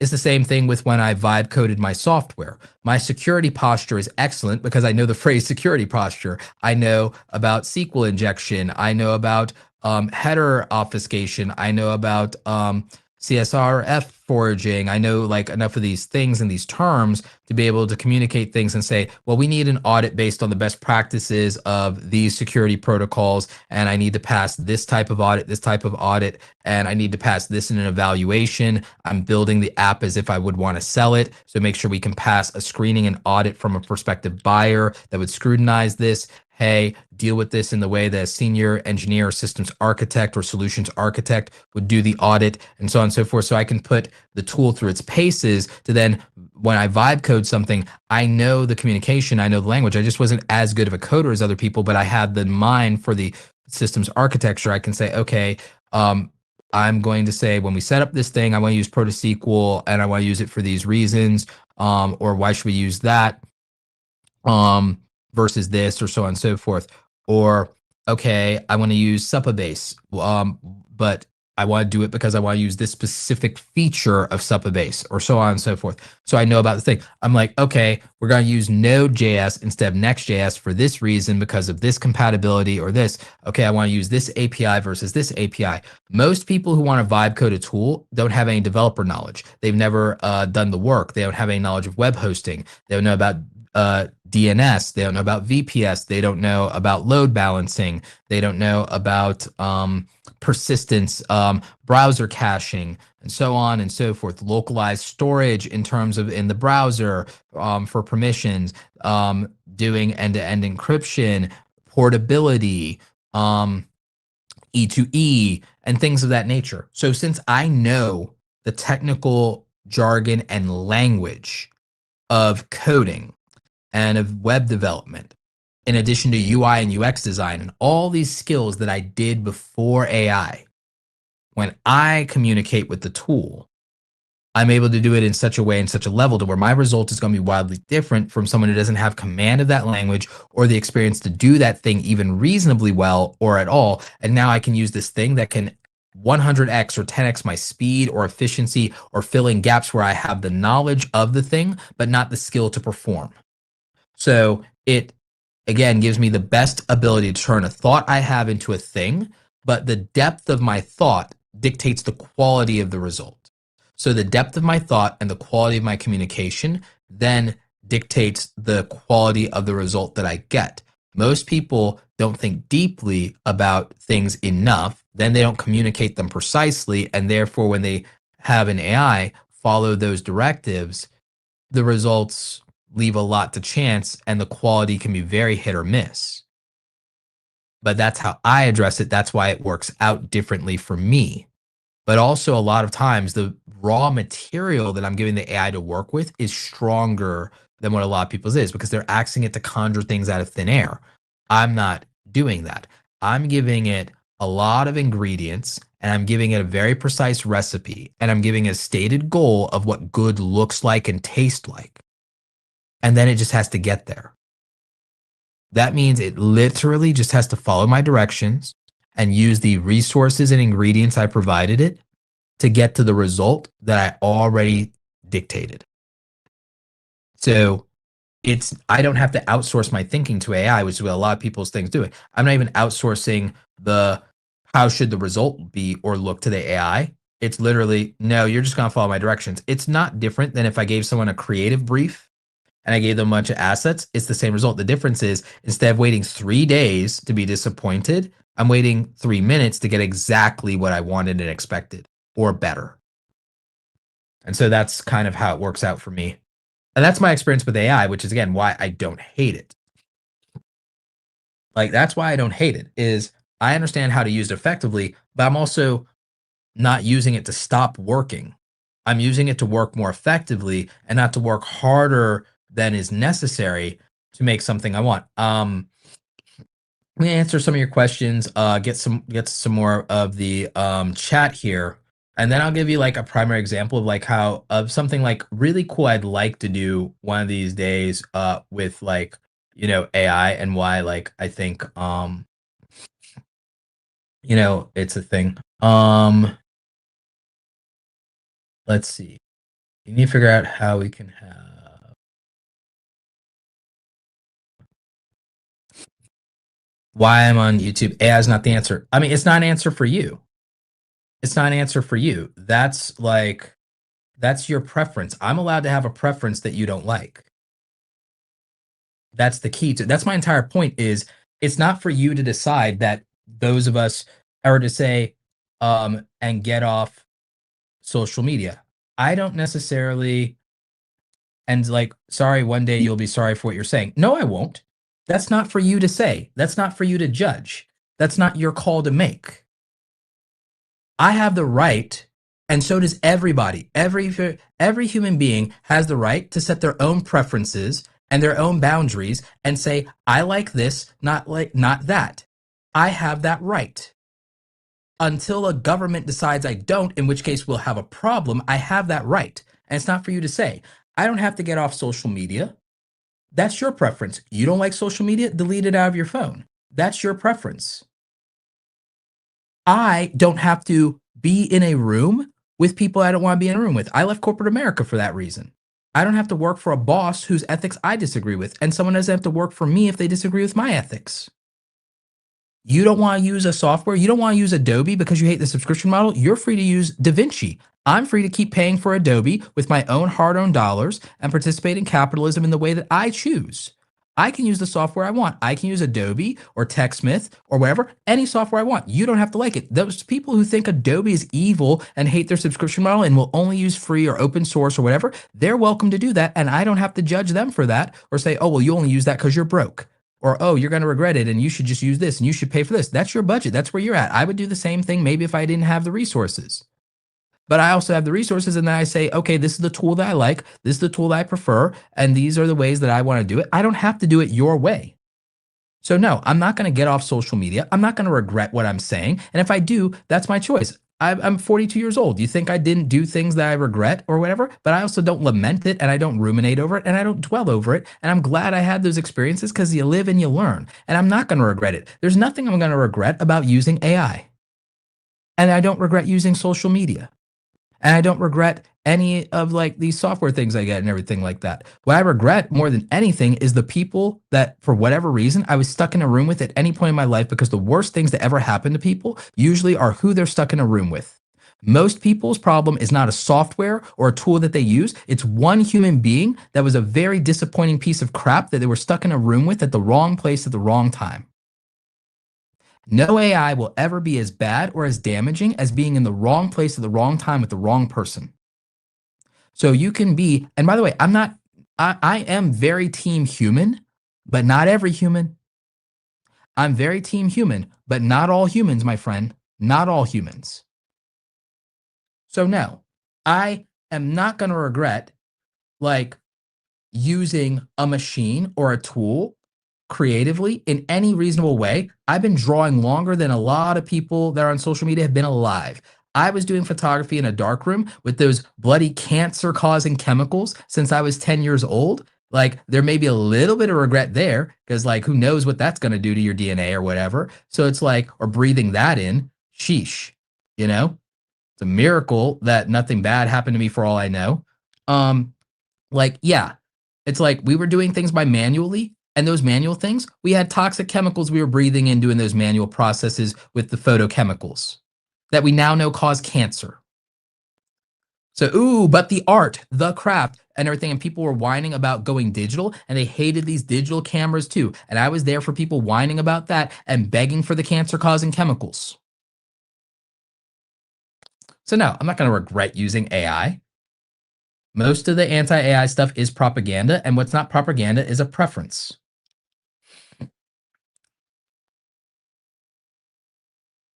All the videos won't be AI because people have preferences. All the videos won't be AI because people have preferences. And by the way, you know what? We lived before there were independent content creators. For years, all we had was corporate media. We had whatever 20th Century Fox or Warner Brothers or freaking Viacom wanted to give us. We didn't have independent content creators until at scale until 20 years ago, and we got along and survived just fine. And guess what? I don't think independent content creators are going away. I don't think it's going to be all AI because, again, people have a preference. People have a preference. There's plenty of people like you who don't like it, and I don't give a damn. You can like what you like. What you like, there's plenty of content I don't like, and it still deserves to be exist, and it still deserves to make money. What if I didn't like your channel? What if I didn't like your channel and I asked someone at YouTube to pull a lever and delete your channel? You wouldn't like that. Content I don't like, people I don't like are allowed to exist and make money. That's what live and let live is called. But here's the problem I have with anti-AI people. My problem with anti-AI people is I can live and let live and say, you don't have to like this. You don't have to think. And I don't think your livelihood is going to necessarily be destroyed. I think you still have value as a human being. I think that you could just go in hard on your network, your community. Here's all the ways you can make money without ever using AI. I will be supportive of someone who doesn't want to use AI in their craft. And I'll even tell that person how to make more money without using AI if that's their preference. I will do everything I can. If someone's respectful to me that wants to be anti-AI and says it's just their preference, they don't want to do it, they love this part of the process or that, and they don't want to, they feel that they might be addicted to it.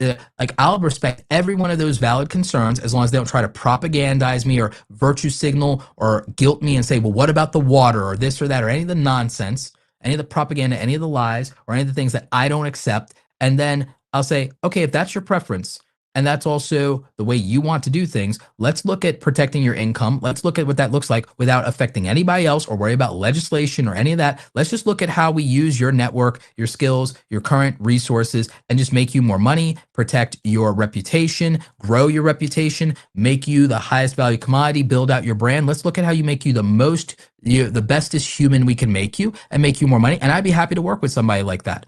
I've done it plenty of times. My problem is anti-AI people like you never show me the same respect and say, hey, I don't like that, but that's your preference. You do you, and I wish you the best in your endeavors. You're saying here, fear-mongering me with some future, threatening me, saying, oh, this doom-mongering, this is going to happen, this is going to happen. Do you realize how many times I've been promised the doom, the wailing, the gnashing of teeth? You realize how many times I've been promised an apocalypse and the end of the world so many times that I want to put together a class action lawsuit for every millennial who had their childhood robbed or wrecked from them or their hope robbed from them. I want all millennials to sue every one of the doom singers and every one of the false prophets that told us the world's going to end from this with global warming, the ice age we were sold in the 80s, the acid rain we were sold, all these doom prophets that never delivered the apocalypse. I think we should sue them for false advertising. I think everybody who promised us an apocalypse, who said the world was going to end, I think every one of them should be sued for every dollar they have from stealing hope and joy and love for our lives for years, decades in some cases, and browbeating us and fear-mongering us and never delivering the apocalypse. Where's my acid rain? Where's my fire from the sky? Where's my depleted ozone? Where's my extinct Amazon? Where is it? It never manifested. The world was supposed to end already. It hasn't. We're still here. So every one of these doom prophets should be sued into oblivion and bankruptcy for not delivering on the end of the world and lying to us for years and promising us all this evil and fear and death and destruction and never delivering it. My product did not show up. My doom and destruction did not show up. I want a refund. I want a refund. You can't give me back those years of my life? Great. How much is in your bank account? I am tired of the negativity. I'm tired of the doom. The doom has not been delivered. I want a refund. I want a class action lawsuit for false advertising, for selling doom and not delivering. If you promise me an apocalypse, you better give me a damn apocalypse. So I'm tired of the fear. I am tired of the fear. I'm tired of cowards. Creativity has no place for cowards.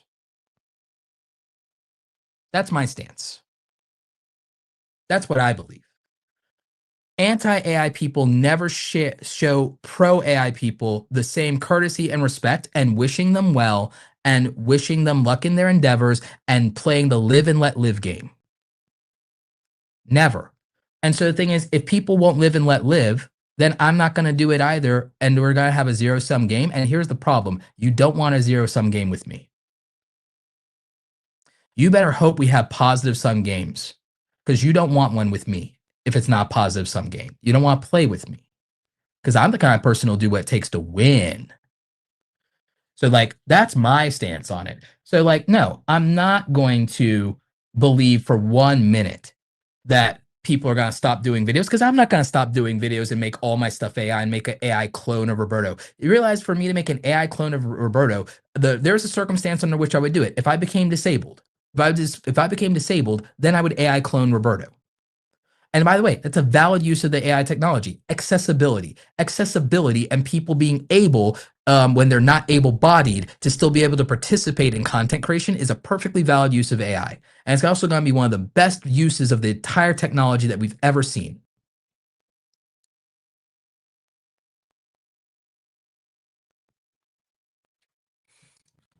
We would never know if we're talking to a human or AI. I don't particularly care. What I care about is whether I'm getting the conversation that I want, whether I'm getting the result that I want, whether I'm getting the help I want. I can't talk to a human being all the time at 2 or 3 in the morning when I'm having racing thoughts or when I have a new idea or whatever. So I don't mind that it's like, oh, let me go to the AI. Oh, you know, or like, again, a human being isn't every day when I weigh in on the scale, there's not always another human being to talk to when I weigh on the scale. And so what I do, I go and I weigh in on the scale. I also take my progress selfie in the morning, and then I put my biometric data into the AI along with the latest selfie, and then it does a diagnostic on what my stats are and where I am in my body comp and what my stated goals were, and then it tracks the overall progress of my data. Do you realize how much it would cost to have a health data scientist to sit there every single day and track all of my weigh-ins, all of my biometrics, all of my macros, my calorie log? Do you realize how much that would cost to have a human being do that, and how inconvenient it would be, and how inconvenient it'd be for me to nag somebody about that every single day and at every single meal? That's a perfectly valid use of AI. It's been great for my fitness and weight loss journey.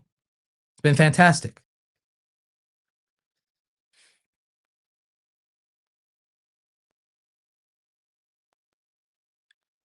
It's like, yeah, some people spam worse than AI does. Absolutely. And we've been dealing with human slop for years. We've been dealing with human slop for years. Again, AI AI is infinitely preferable to what Amazon did with Rings of Power to bastardize Tolkien's legacy. Like, sorry, Rings of Power is a terrible show. I'm like, I'd rather a real Tolkien fan make something with AI. You know? Um, oh, Ava Marie. Hey, Roberto, missed you when you were in Japan. For someone who is introverted, you have a lot to say. So being introverted doesn't mean you're necessarily quiet. There's just a difference in how you operate with people in certain social situations, your energy levels, the anxiety, and so on and so forth. Like, trust me, some of my travel companions, they make a joke and here's Roberto over here introverting, not participating right now. Like, yeah, as I'm recharging, I'm like, I need my quiet, I need my silence. So like, yeah, like, so I have a lot to say, but also right now, what am I doing? I'm sitting here in my office by myself in my very comfortable space designed for my energy and to make me feel the most happy, safe, secure, and motivated. So like I'm here with a chat of people that I'm mostly comfortable with. So yeah, I'm gonna seem much more extroverted on camera and in a live chat in a live stream than I'm gonna be like in a place where I've never met anybody or where I don't speak the language or a crowd that I've never hung out with before, an event that I've never been to, if I'm not the speaker or even if I am like so yeah if I was at an event for the first time I'd be far more introverted than I'm going to be on a live stream.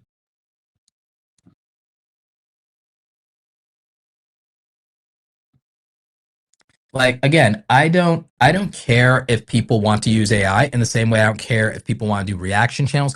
Content I do not like, content I do not watch is allowed to exist and it's allowed to make money. And when you stop being willing to live and let content you don't like and make money and exist, you create a problem because that same rule is going to be used on you one day or on someone or something you like.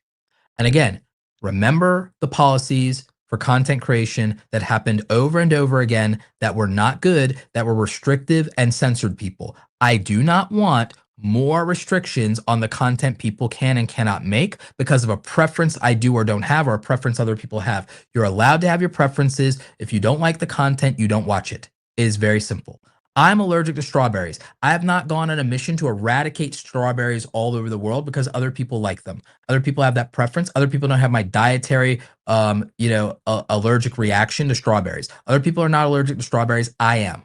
I'm not on a mission to eradicate all strawberries just because they're not good for me personally. That's what live and let live would look like. And again, a lot of you who are anti AI are not willing to say that you have a preference. You're not going to participate in anything. And the thing is, I am tired of people who don't want to do something trying to guilt or shame other people into also not doing the thing they want to do. I'll give you another example. The boycotts with Sony over the physical media thing. It's like, don't sit there and try to shame someone into not supporting Sony because they want to play a video game. They want to play Grand Theft Auto. They want to do this. Say, oh, you're supporting Sony after they did this. They betrayed us or whatever. If you personally want to boycott Sony, that is your right to never give that company another dollar if that's how you feel about physical media and you want to vote with your wallet. That is okay. And I support your decision.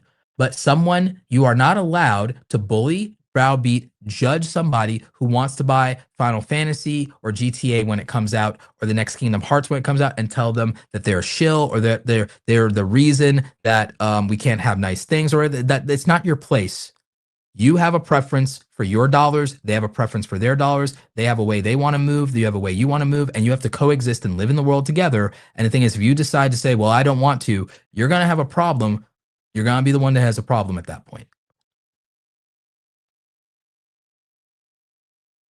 JP says that's really the problem is that AI's capabilities are diluted by the amount of people using it with a lack of skill set in what they're using it for. My friend, most of streaming is slop. Most of YouTube is slop, and that's before AI. Most of the people using it have never been good. Most of the people doing art have never been good. Most of the people writing. Do you realize that most of the books that have ever been written have been garbage? Do you realize, like, do you realize the amount of human slop in romance novels that there is? Do you realize how bad a lot of that stuff is? Like, again, I'm not a 50 Shades of Grey guy. I don't like 50 Shades of Grey. I don't like what it stands for. But Like, my sister is into it. Like, my mom thought it was a good movie. It's like, okay, I thought Twilight was slop, and it was a multi-billion-dollar franchise. What am I gonna do? Like, stuff I don't like, stuff that I don't think is quality, stuff that I think has no creative or intellectual talent behind it, exists and makes money, makes billions of dollars. I did not like the sequel trilogy. It has a right to exist. I don't think they need to retcon it. I don't think they need to erase it for history. There's just a series of movies that I don't like. There's a trilogy of Star Wars that I don't like. I like the other two. There's Disney Star Wars I like. I liked Ahsoka. I liked Maul. I liked Rebels. I loved Clone Wars. I loved Visions. I loved The Ninth Jedi. I mixed feelings on the Kenobi show. Absolutely hate the abomination called the Acolyte. Mixed feelings and disappointed we won't get more of Skeleton Crew. I can live with that. Content I don't like, whether it's corporate slop, Hollywood slop, YouTube slop, AI slop, human slop, is allowed to exist. I'm not a pig. It's not my problem.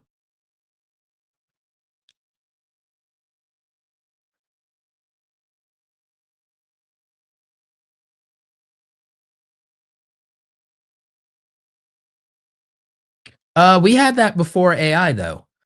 Before AI, we still had a third to fifth grade reading level for the average adult in America before AI. We had that problem back in as early as 2010. We had that problem.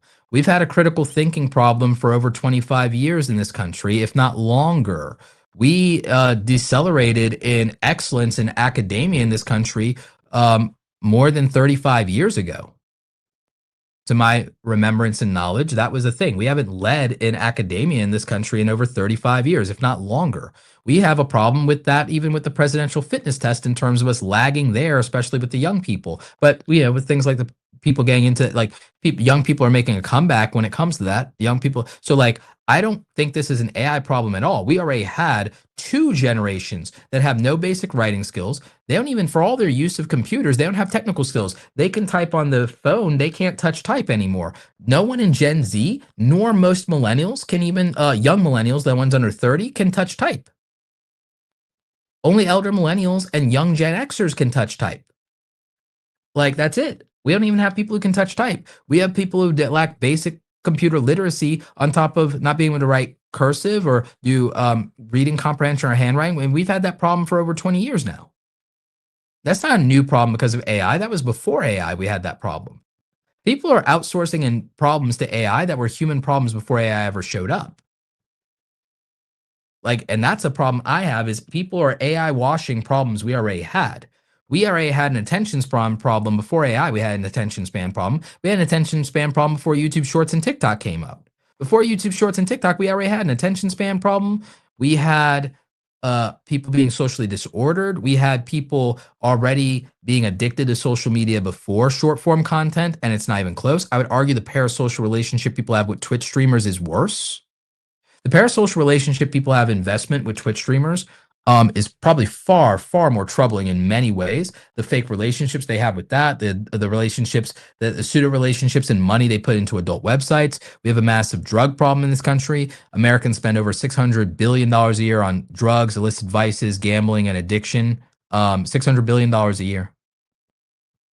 So over $500 billion a year, Americans every year. Yeah. And that's not counting what we can't find on the black market for real. So like so it's a lot more. Like we had our own problems before the technology. And and these are massive problems. And the thing is, in theory, if anything, the technology will probably help make some of these things better. There'll be some people who it makes worse, obviously.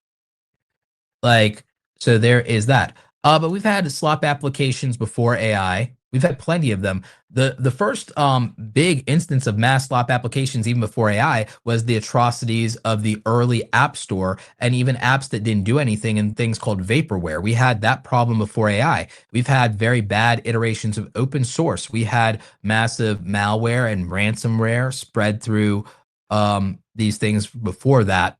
Before AI was ever a thing. I remember that from the days. We had bad distros of Linux back in the 90s and 2000s for people who remember that. We had very bad buggy slop when it came to the WordPress community. We had slot plugins in the WordPress community, and we suffered through that for a long time. And a lot of people would have to download them and F around and find out before stuff got pulled. Like this is not like people are attributing, or they're only discovering problems now because AI represents those problems that have existed for decades already. And AI is just surfacing those problems to a new crop of people who weren't invested in those problems before because they were invisible to them.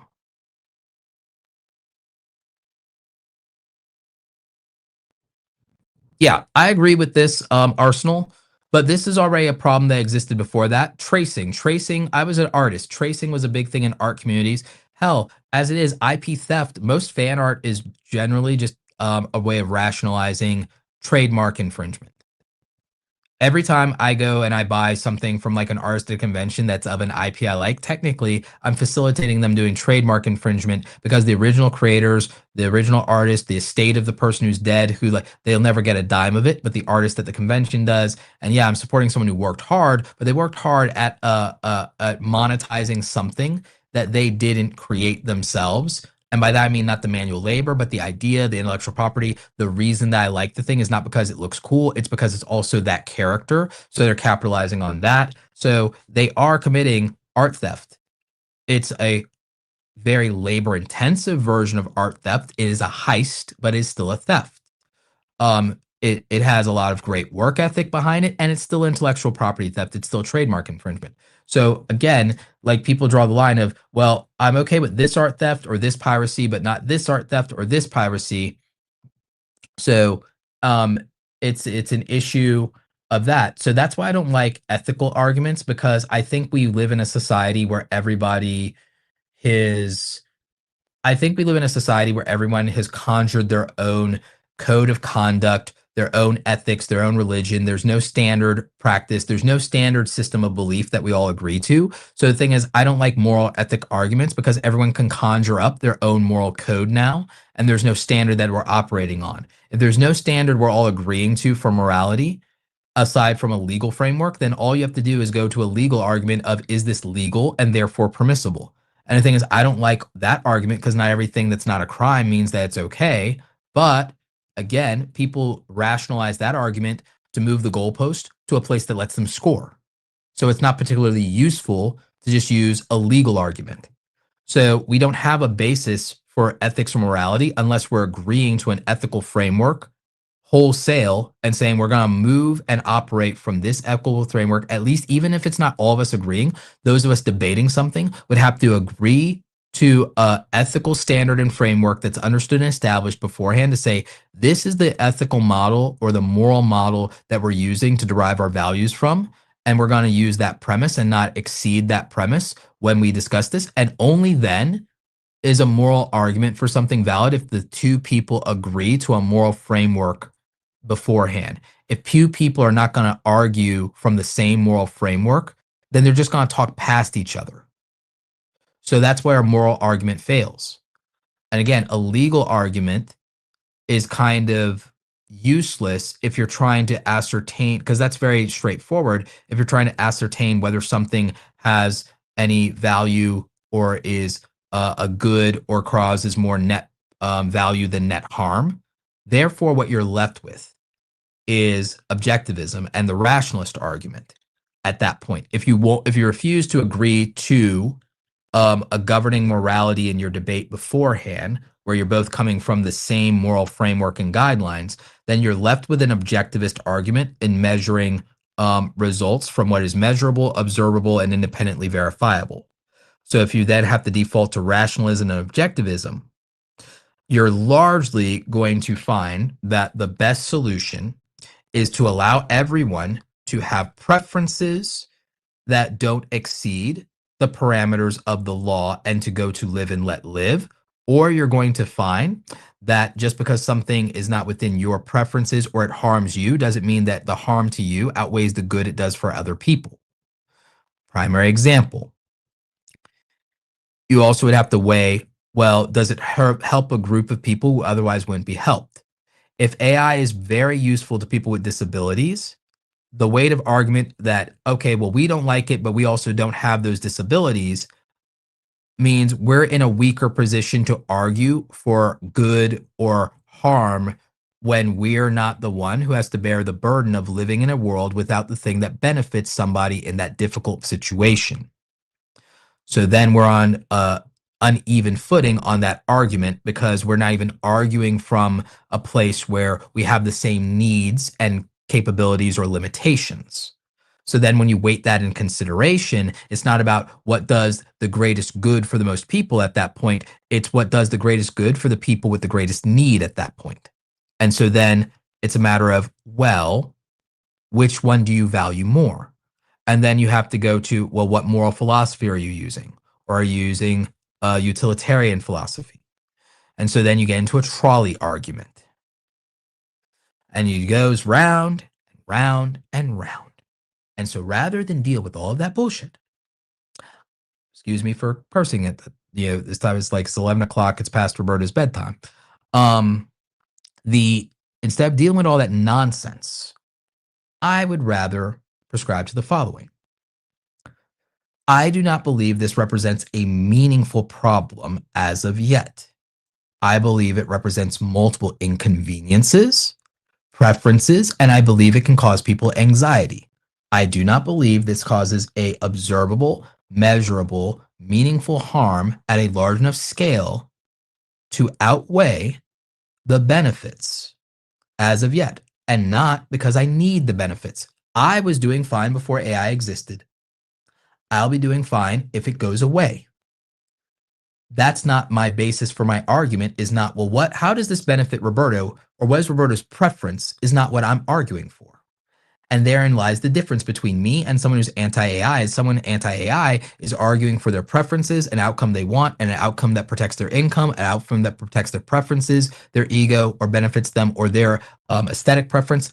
I am arguing from a place of indifference. Therefore, I believe, and I will say this smugly, I believe my argument is the superior argument because I don't have a stake in the outcome. I have no stake in the outcome whatsoever. You could destroy all AI tomorrow and Roberto will not make less money. I was doing fine before AI. I was at my peak earnings before AI. I was fine. I just have like a not as good gym coach called Google, or somebody's blog or podcast instead. Like, that's fine. I can live with that. I will be just fine. It's not about me. That's the point. My argument is never about, and I need this to win because it benefits me, or, oh, I need this argument to win because my profit motive is dictated by it. Because remember, my content does not rely on AI. I don't need it. Therefore, that's why my argument is superior. My argument is superior because I don't have a stake in the outcome. You have an outcome that you absolutely need to win when you argue against me as an anti-AI person. You have either a material interest in it, a financial interest in it, and are an ideological interest in seeing the thing defeated. I don't. So my argument is the cleaner one because I will simply measure outcomes. I will measure outcomes. I will not measure the morality. I will not measure it against preference. I will not default to human superior. I won't default to that. I don't have an ideological bend on it. I don't have I need this to either protect my profit or not hurt my profit. I don't have any of that. So that means I don't have a conflict of interest in the outcome at all, which means my argument is going to be cleaner because I'm just going to default to the result. Cold as that might be. It's very much like a machine, right? So it's like, oh, you might get a more compassionate argument or a more empathetic argument from an AI than I'll give you because I'm going to be very ruthless and dispassionate about it and just measure the results and run the numbers. I'm going to be more cold about it than the AI is.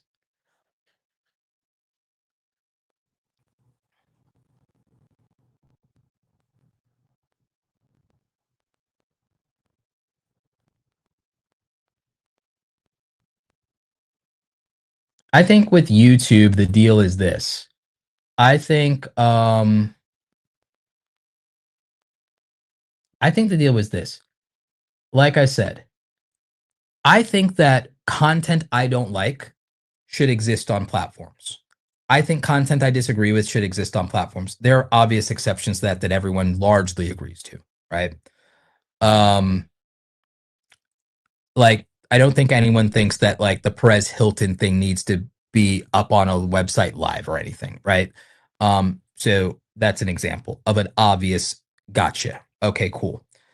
I just don't think that my preference of something, my liking something or not liking something is something that should dictate that this content is allowed to exist or allowed to make money or that people are allowed to watch it or not watch it. My preference is for platforms, with very obvious exceptions, to stay hands off, let people make what they want, let people say what they want within reason, let people monetize that so that they aren't censored in soft censorship, and let the market decide and people decide what their preferences are. If people want to watch AI, they're allowed to watch it and not feel any way about it. They can like what they like. You like the Star Wars sequels, you can like the Star Wars sequels. You like Rings of Power, I don't have to like it. I can think it's atrocious. I can hate season 8 of Game of Thrones. You can love season 8 of Game of Thrones. You're allowed your preferences. That's it. Live and let live. And people are allowed to make money in a legal manner in the way that they see fit. And I like that too. I don't want to say you can't make money that way because I don't approve and I don't like it. If it's legal, it's legal. I can choose to not financially support it and participate in it. Again, example, the Sony boycott. You can decide that you want to boycott a company because it won't do physical media. And I can decide that I want to buy Final Fantasy VII Part 3 when it comes out. Those are preferences. Those are value judgments. We each get a vote with our wallet. My vote is my vote. Your vote is your vote. I'm allergic to strawberries. I don't want strawberries annihilated from the face of the earth. Other people enjoy them. My sisters like them. They're allowed to have them. I can't. I'm going to get sick. That's my stance. I don't think I'm being the least bit unreasonable. So like that's my issue. My issue is I want to be the most reasonable person I am capable of being. And the most like reasonable like the most reasonable conclusion I can come to is like there's a such thing as human slop. And I think that like just because I don't like it, like okay, like JP is saying Aiden Ross is literally human slop that's as bad as AI or worse, or worse. I could say, okay, I don't like so and so's content, I don't like so and so's content, but I'm not gonna sit here and go, they should be deplatformed or they should be demonetized. I'm not gonna do that. You know what happened when people cried out for creators to be held accountable by YouTube? You know how it used to be that you could watch YouTube and you could watch content creators who were not monetized and ads would not play on their videos if they weren't getting paid for them. Do you know why that went away? The reason that all YouTube videos for the most part have ads now is because when people like Logan Paul or David Dobrik were getting canceled and they had their shenanigans, their slip ups, and YouTube had to demonetize them because people demanded that they be punished in that exact way. People demanded that they lose temporary monetization. YouTube didn't get to run ads on their content either and was losing millions of dollars. Millions of dollars. Not the money they lose when they don't run ads on small creators that don't get any views in the first place, can't crack 100 views, like at less than a penny per view. When they can't monetize David Dobrik or James Charles or Logan Paul or whatever during temporary demonetization, PewDiePie during temporary demonetization, they were losing millions of dollars in real time every time that they did that. And so they didn't start running ads on small YouTubers who aren't monetized to try to bilk or cheat small YouTubers out of their money. They started running ads on every single YouTube video that's not, whether it's monetized or not, so that whenever they need to cancel a big creator for 90 days, they don't lose 90 days of millions of dollars of revenue. They can just send a PR release and say, and that creator's not profiting. And now they get to double the money and double the millions and not lose. And that's smart. And I respect it. But the collateral damage was you, the small creator, had nothing to do with that. Now have to have ads run on your channel and feel some kind of way, and your audience feels some kind of way when you're not even making money off of your channel. And it's because people demanded accountability on human creators making human slop or doing things in their life that they didn't agree with, that wanted to cancel them. And now we all pay the price of whenever ads run on a video, even if we don't make money on it, YouTube makes money on it. And that's because we screamed and yelled for YouTube to do something about a handful of people. That's what that intervention looked like. Did it work out for you? Did you like how that worked out for you when you demanded an intervention for YouTube? And that's not at you, JP. I'm not, that's not you. I'm using your thing as a point of like, and so because people couldn't not be in their feelings and just say, I'm disappointed and move on and just not support those creators because they demanded the platform do something. They demanded accountability from YouTube. We all got a policy we don't like. And that's my point. You can keep screaming about AI slop and you will continue to get policies you do not like because there will be collateral damage. And when that bill comes due, you wrote a check your butt can't cash.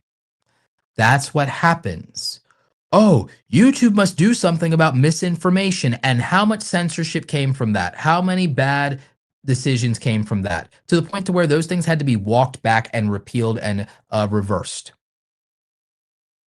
There are plenty of creators who were never made whole that didn't deserve it because of that, because people demanded YouTube must do something. So again, if you're going to be a crybaby, if you're going to be a tattletale, if you're going to demand the platform do something and do an intervention, don't be surprised when you or something you like gets caught with the shrapnel or when it's weaponized against you. My answer is less interventions. Hands off. Let it ride. Let people decide what they're going to support. Let people make what they're going to make. Let people say what they're going to say. I don't think I'm being the least bit unreasonable. I think I'm taking the most reasonable approach that anyone could. I think I have the most reasonable take.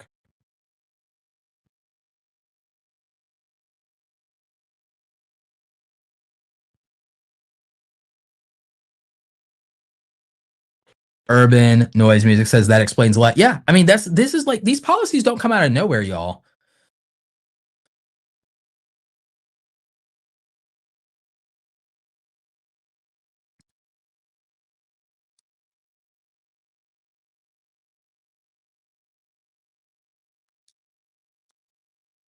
Hey, how's it going, Miles? Appreciate you. Some people would say, this is good from Jay Talks Crypto. Some people would say ASMR is slop. People should be able to watch what they like and support who they want. No, I agree with that. Like, there are a lot of people who are so anti-crypto and they went after people like you. And I'm like, let people do what they want. You can participate or not participate. Like, it's fine. And then, like, yeah, ASMR. My sister loves ASMR. Like, my sister uses it to sleep. She has quite a bit of anxiety and it really helps her. There's a lot of people that ASMR is very therapeutic for them. So a lot of people, again, it's a preference, and there people are allowed to have their preferences.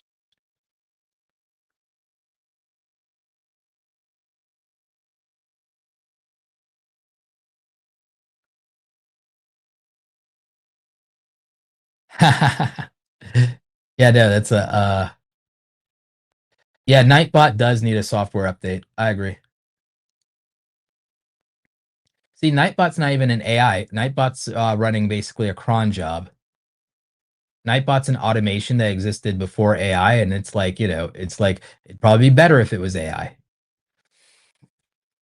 So yeah, that gray area of life, what I wish people could get is like, it doesn't have to be so extreme on either side. We can learn to say, this is my preference, and I would just like to go about my life this way. 100%.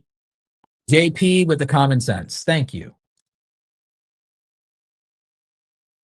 Yes, Y2K. Oh yeah, I want my refund for Y2K. Remember that? I want my refund for the apocalypse that never happened. So yeah, so again, my thing is, I appreciate that. I don't know who you are, but I like you. No, I appreciate y'all. Like, so yeah, no, my whole thing is I just want creators to be able to monetize their content. My whole goal is to like help you guys get monetized, stay monetized. And again, I don't have to like the content you're making. That's the thing about it. Like, I don't have to be in love with it. I can just say, well, here's the strategy. You figure it out. You make sure you do it, and like try to not do any damage to YouTube while you're at it. That'd be great for the rest of us. So Oh, the soundboard isn't working? That's weird. But huh. I'm shocked. I don't know why the soundboard wouldn't be working. Huh. Uh, yeah, oh, this is a good one. Observer, Andrea says people always find a way to dig themselves into a hole and it backfiring in the long run. Yeah, that happens quite a bit. Reached 100K subscribers in July, but watches dropping down last 3 months, losing watch hours, worried about reaching 4,000 watch hours before February and go up to 8,000. Yeah, I think actually in your situation, Train Spotter, that you wouldn't have to go back to 8,000. They'd reinstate you at 1,000 based on the policy update that we read earlier. So, yeah.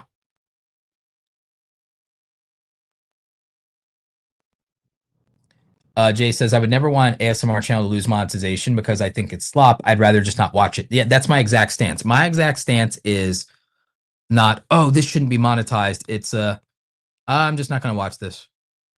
Like, oh, I don't care. Oh, this exists. Now, I think that people are thinking of this all as a zero sum game, but I would say it's like the audience that is watching something you don't like is an audience you're not aligned to, right? So I think people are like, but I'm competing with this for, no, you're not. You're not competing with this. And the reason you're not competing with this is because if that's someone's preference, they were not going to be your viewer. I want you all to think about that. If you are so anti AI or anti AI slop, and there's someone watching it because it exists, you could get rid of the AI slot, but that doesn't mean you will ever absorb that viewer, because just because there's not an alternative doesn't mean that they'll favor you. They might just decide to not watch content or not watch YouTube, or that there's other content that's still not you that you watch. See, I think this thing is like somewhat of a fear and envy matrix. I think it's a fear, greed, envy matrix, to be honest with you. I'm gonna actually do a diagram of this one day, because like this is a heuristic that I use to try to figure out people's decision making framework. Are they making this decision out of fear, greed, or envy, or wrath? Like that's usually, like, it sucks that that's how humans are, unlike our gracious AI overlords. Like humans operate on a matrix of, are they doing this out of, like, again, not only this but largely this, and this is somewhat of a realistic slash cynical view of it, but it's like a matrix of, are they operating off of fear, greed, envy, or wrath? Okay. um so that's what I look at. And then a lot of the stuff is, are you fearful that if AI exists, your value decreases? That's fear. Are you um, looking at this of, if AI doesn't exist, you stand to make more money because there's not any competition? Is it that you don't like seeing other people profit from using AI when you're not getting what you want? Because if you were rich, would you care? So that could be like envy, right? Wrath. Are you so ideologically against this that even if it causes you no material harm, you want material harm to happen to other people's finances, platforms, be silenced so that they don't do a thing that you don't like, even if it has no impact on you whatsoever and your life won't get any worse? Do you want their life to get worse, even if yours won't get any better or worse either way? That's more of a wrath thing.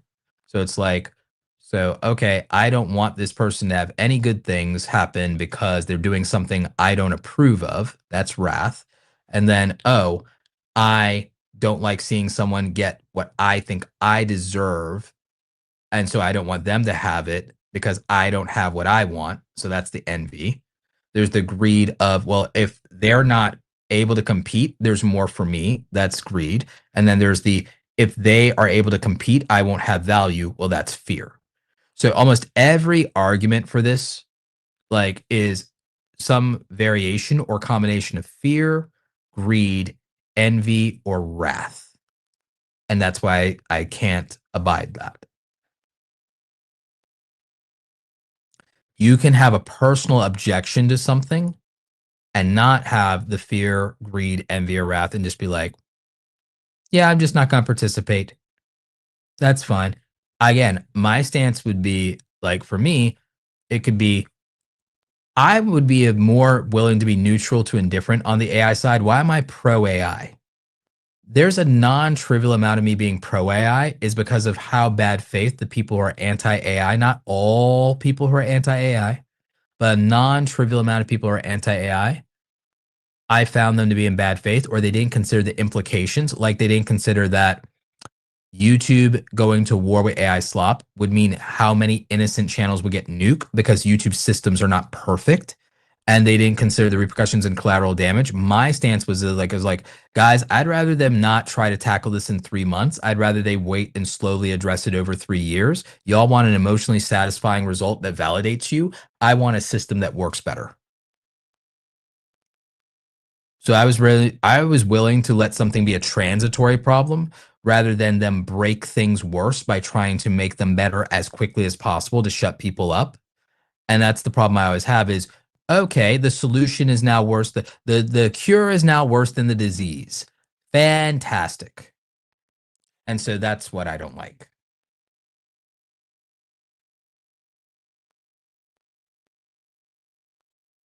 Yes, live streaming is very beneficial for watch hours. 1,000%. Like if I was gonna pivot before I go to bed because it's getting late, if I was gonna pivot to something, the watch hours thing that I'm gonna help you with because we'll do a whole playbook on this actually this Monday. We're gonna do a playbook on this Monday, believe it or not. My goal is we're going to help people optimize for the 4,000 watch hours, and there's a couple of different paths to that. There's a making long form videos path, and there's a live stream path, and vertical live streams are excellent for getting watch hours.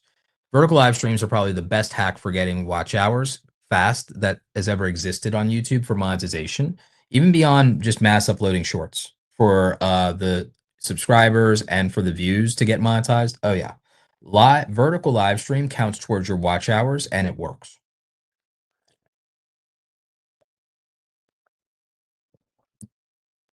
It's one of the simplest ways that people have learned to monetize.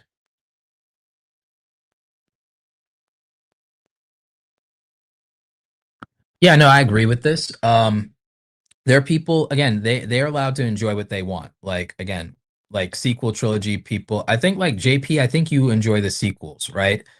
You're allowed to that. I liked aspects of the sequels. There are things I liked in Last Jedi, Rise of Skywalker, Force Awakens, but I didn't like all of them over as a whole. But they're not movies I'm going to give a 4 out of 10 rating. I'm going to give them closer to like sevens as movies, but I might give them a 6 as Star Wars films. So I would give the most of the sequels. Like The Force Awakens is probably the strongest of the sequels. I'll give it like an 8.8 as a movie, and like an 8 as a Star Wars movie.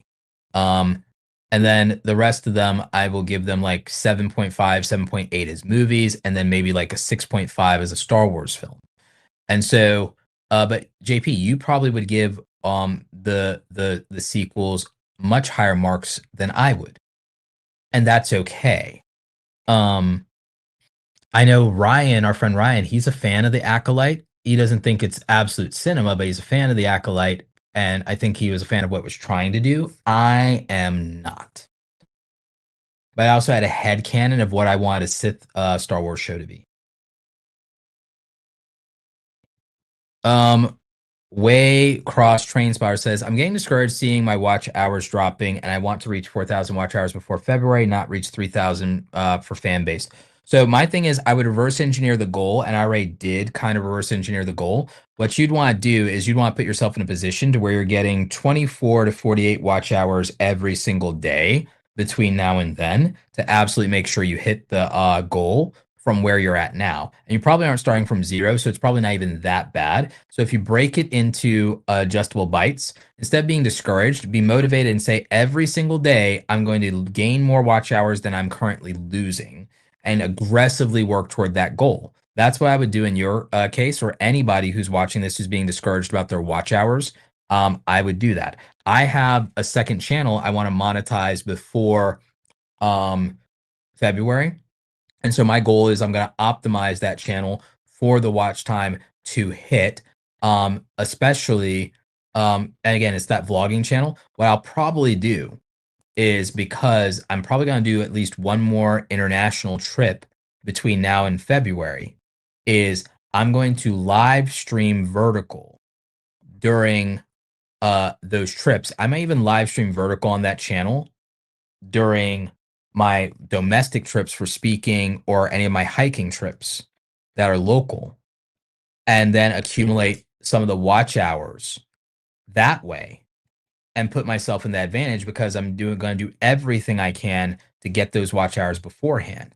So that would be my goal. Another thing you can do, and that I might encourage y'all to consider, is do a live stream marathon, but not exceed about 8 or 10 hours of being live at a time, because YouTube will not count a public stream that's over 12 hours. So I'd keep it under 8 or 10 for a safety margin, but I would just do some marathoning, because if you can get even like 50 people, 100 people watching live, and it's just for a very long time, you have people coming in, coming out as far as concurrence, the watch hours can accumulate. And then in a single day, you could have gotten hundreds of watch hours. You might even clear 1,000 watch hours in a single day if you stream long enough. So if you stream long enough for a day, you could clear 500 or 1,000 watch hours if enough people participate. So if you find a way to go like the marathon route for something, then that could be beneficial. And a lot of you could get monetized a lot faster.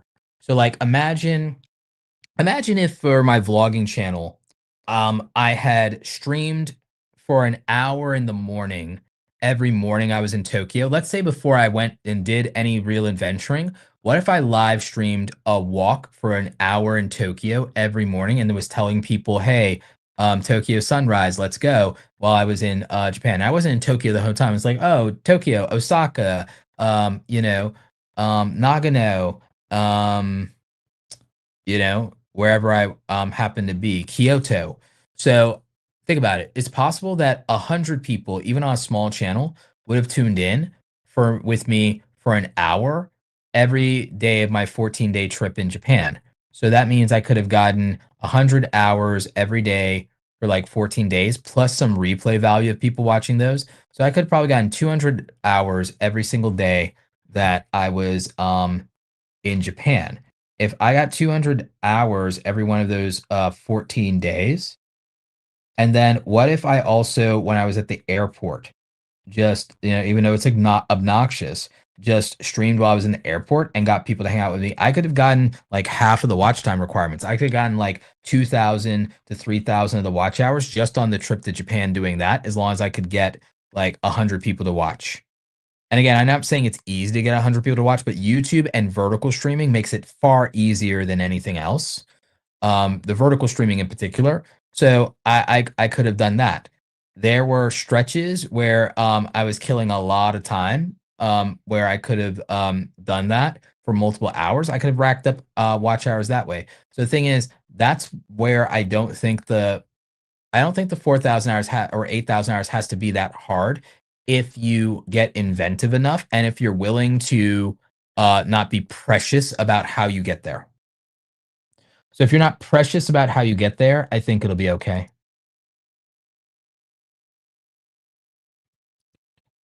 Will posting train videos every day help with watch hours? It's possible.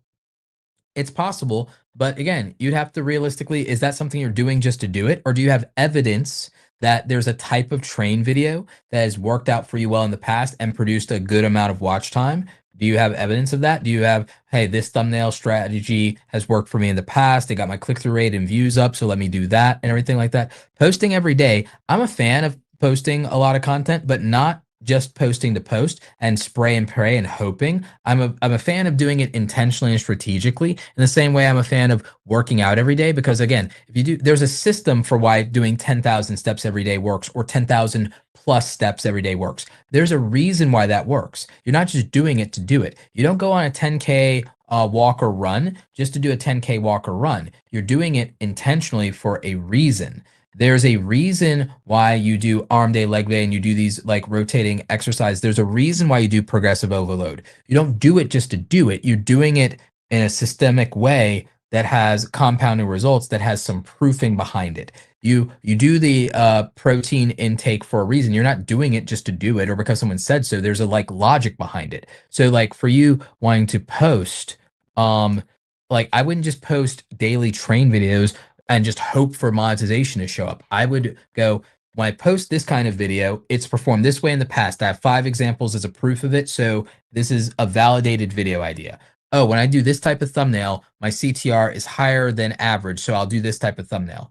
Oh, I'll post it. I don't believe in worrying about timing, but you might be able to find evidence that, when I post on weekends, it doesn't work, but when I post on weekdays, it does. If you can find a pattern for that, then you go, okay, and I'll post on this, and so on and so forth. So I would do things intentionally. If you are covering news, how many long form videos should you be doing a day? So, Jay, the way that I would do it is I would do it similar to how commentary channels like Anton Daniels or Tim Pool do their show. So what I would do is I would find 3 or 5 different news topics that you want to cover for the day. And then I would film a live stream of that and get a live audience, and they'd be donating and doing all the things. And basically, you can do your morning show or you can do your evening show, whatever you want to do. Then I would film the news in segments so that I have clean places I could cut in the edits for them. And I would do all the like stuff I need to and reaction to it in live production during the live stream so that my editing afterward is minimal and it's mostly cuts. Then I would cut those video segments, and then I'd say, okay, I like these 3 or I like these 5 segments, and then I would just post those, but I would spread them out throughout the day and spread them apart, more than an hour apart for long form, different for short form. And so I would post those. So I'd do then, okay, we did the morning show, great. And I'll post a video a little later after the live stream, and I'll basically do breakfast, lunch, dinner. And then I like post those 3. You could post 5, it wouldn't bother me, but you'd spread them out enough throughout the day. And then you rinse and repeat the cycle. Every day you do your news show, Monday through Friday. So that's how you do a news program type show. That's how Tim Pool does it. That's how Anton Daniels does it. That's how a bunch of these people do it, is they do their live show, they do their segments, and then they chop up the segments, and then they post out the individual videos. Breaking Points does this. The Hill does this. All of them do it. So that's how you'd approach doing a news program. And so you use the live show to cut up the individual segment episodes of each individual story that you covered. And then you're able to optimize, package, and title and thumbnail each individual news story. But you did the whole show where you had multiple segments that you went through. So hopefully that makes sense. Urban Noise Music says, exactly, I've been learning about that system with the help of ChatGPT, helping me break down the psychology behind my videos as far as title, topic, and thumbnail. Also, timing sometimes matters, so it's always topic, title, thumbnail, and timing, yes. Oh, thanks, Gabe. Yeah, I love this hat myself. Like this hat, I have a gray jacket that I did not get in Japan, but works perfectly with this Tokyo hat, absolutely. When I saw this, I had to have it. This was like one of my bigger souvenirs from Japan. Like I didn't buy a bunch of stuff in Japan. I bought stuff for other people. When I went to Japan, I bought stuff for other people, but I bought stuff so I'd have memories of Japan. But I also made a bunch of memories, and I filmed a bunch, and I did a bunch of photos. So like I'm very happy with that.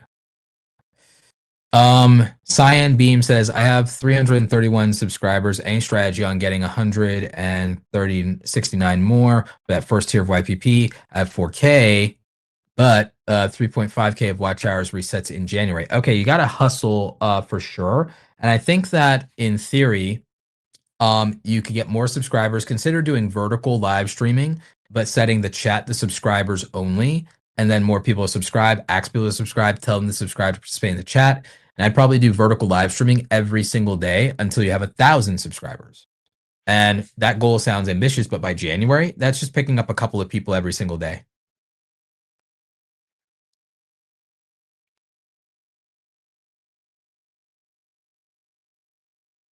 Yep, absolutely.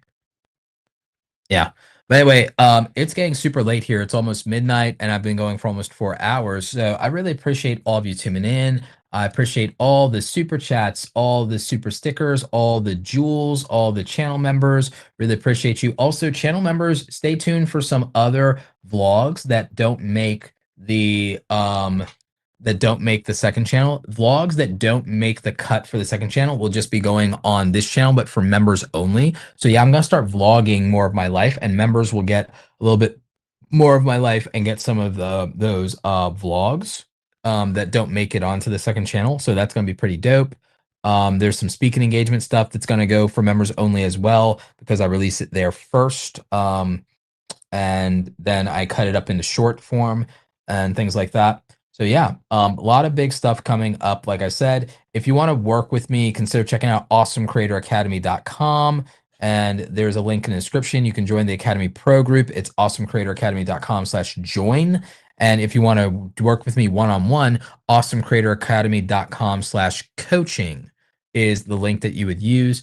But we will be back this weekend. Like I said, I might work on videos tomorrow. If I feel like I'm going to get a video out tomorrow, I won't go live. But if I don't feel I'll get the video out tomorrow, then I'll go live for channel reviews. And if not, then it'll be Saturday. So we'll mix and match. It'll be either I'm uploading something or I'm going to do a live stream. So I'm going to be more consistent about content. You see that we have the Monday monetization streams scheduled for the entire month. So Mondays, show up. We're going to do a masterclass in monetization. We're going to answer your questions, help you guys get 4,000 hours of watch time, help you get 500 to 1,000 subscribers, get you into the partner program before the changes hit in February. So that's what we're going to be doing. I really appreciate all of you who showed up and spent Friday night with me. It really does mean the world to me. And so, yeah, thank you to our mods. Thank you, Doug. Thank you, Larry. Thank you, Chantel. And thank you to everybody. We need to make Obeezy a mod. I'll get around to that this weekend. So yeah, appreciate seeing some old friends. Sapphire, appreciate you. Urban Noise Music, just like a lot of you. J Talks Crypto, Gabe. See you at Vid Summit, Gabe. Miles Youngblood TV. Thoughts about doing a commentary channel for education content? For context, I have a podcast that helps entrepreneurs make more money and more clients. So yeah, I think that that's fine for a commentary channel if you react to things happening in real time around people. So yeah, I think that that'll work. Uncle Alert 44 440 kgs. Thank you, appreciate that. Crafty Nook.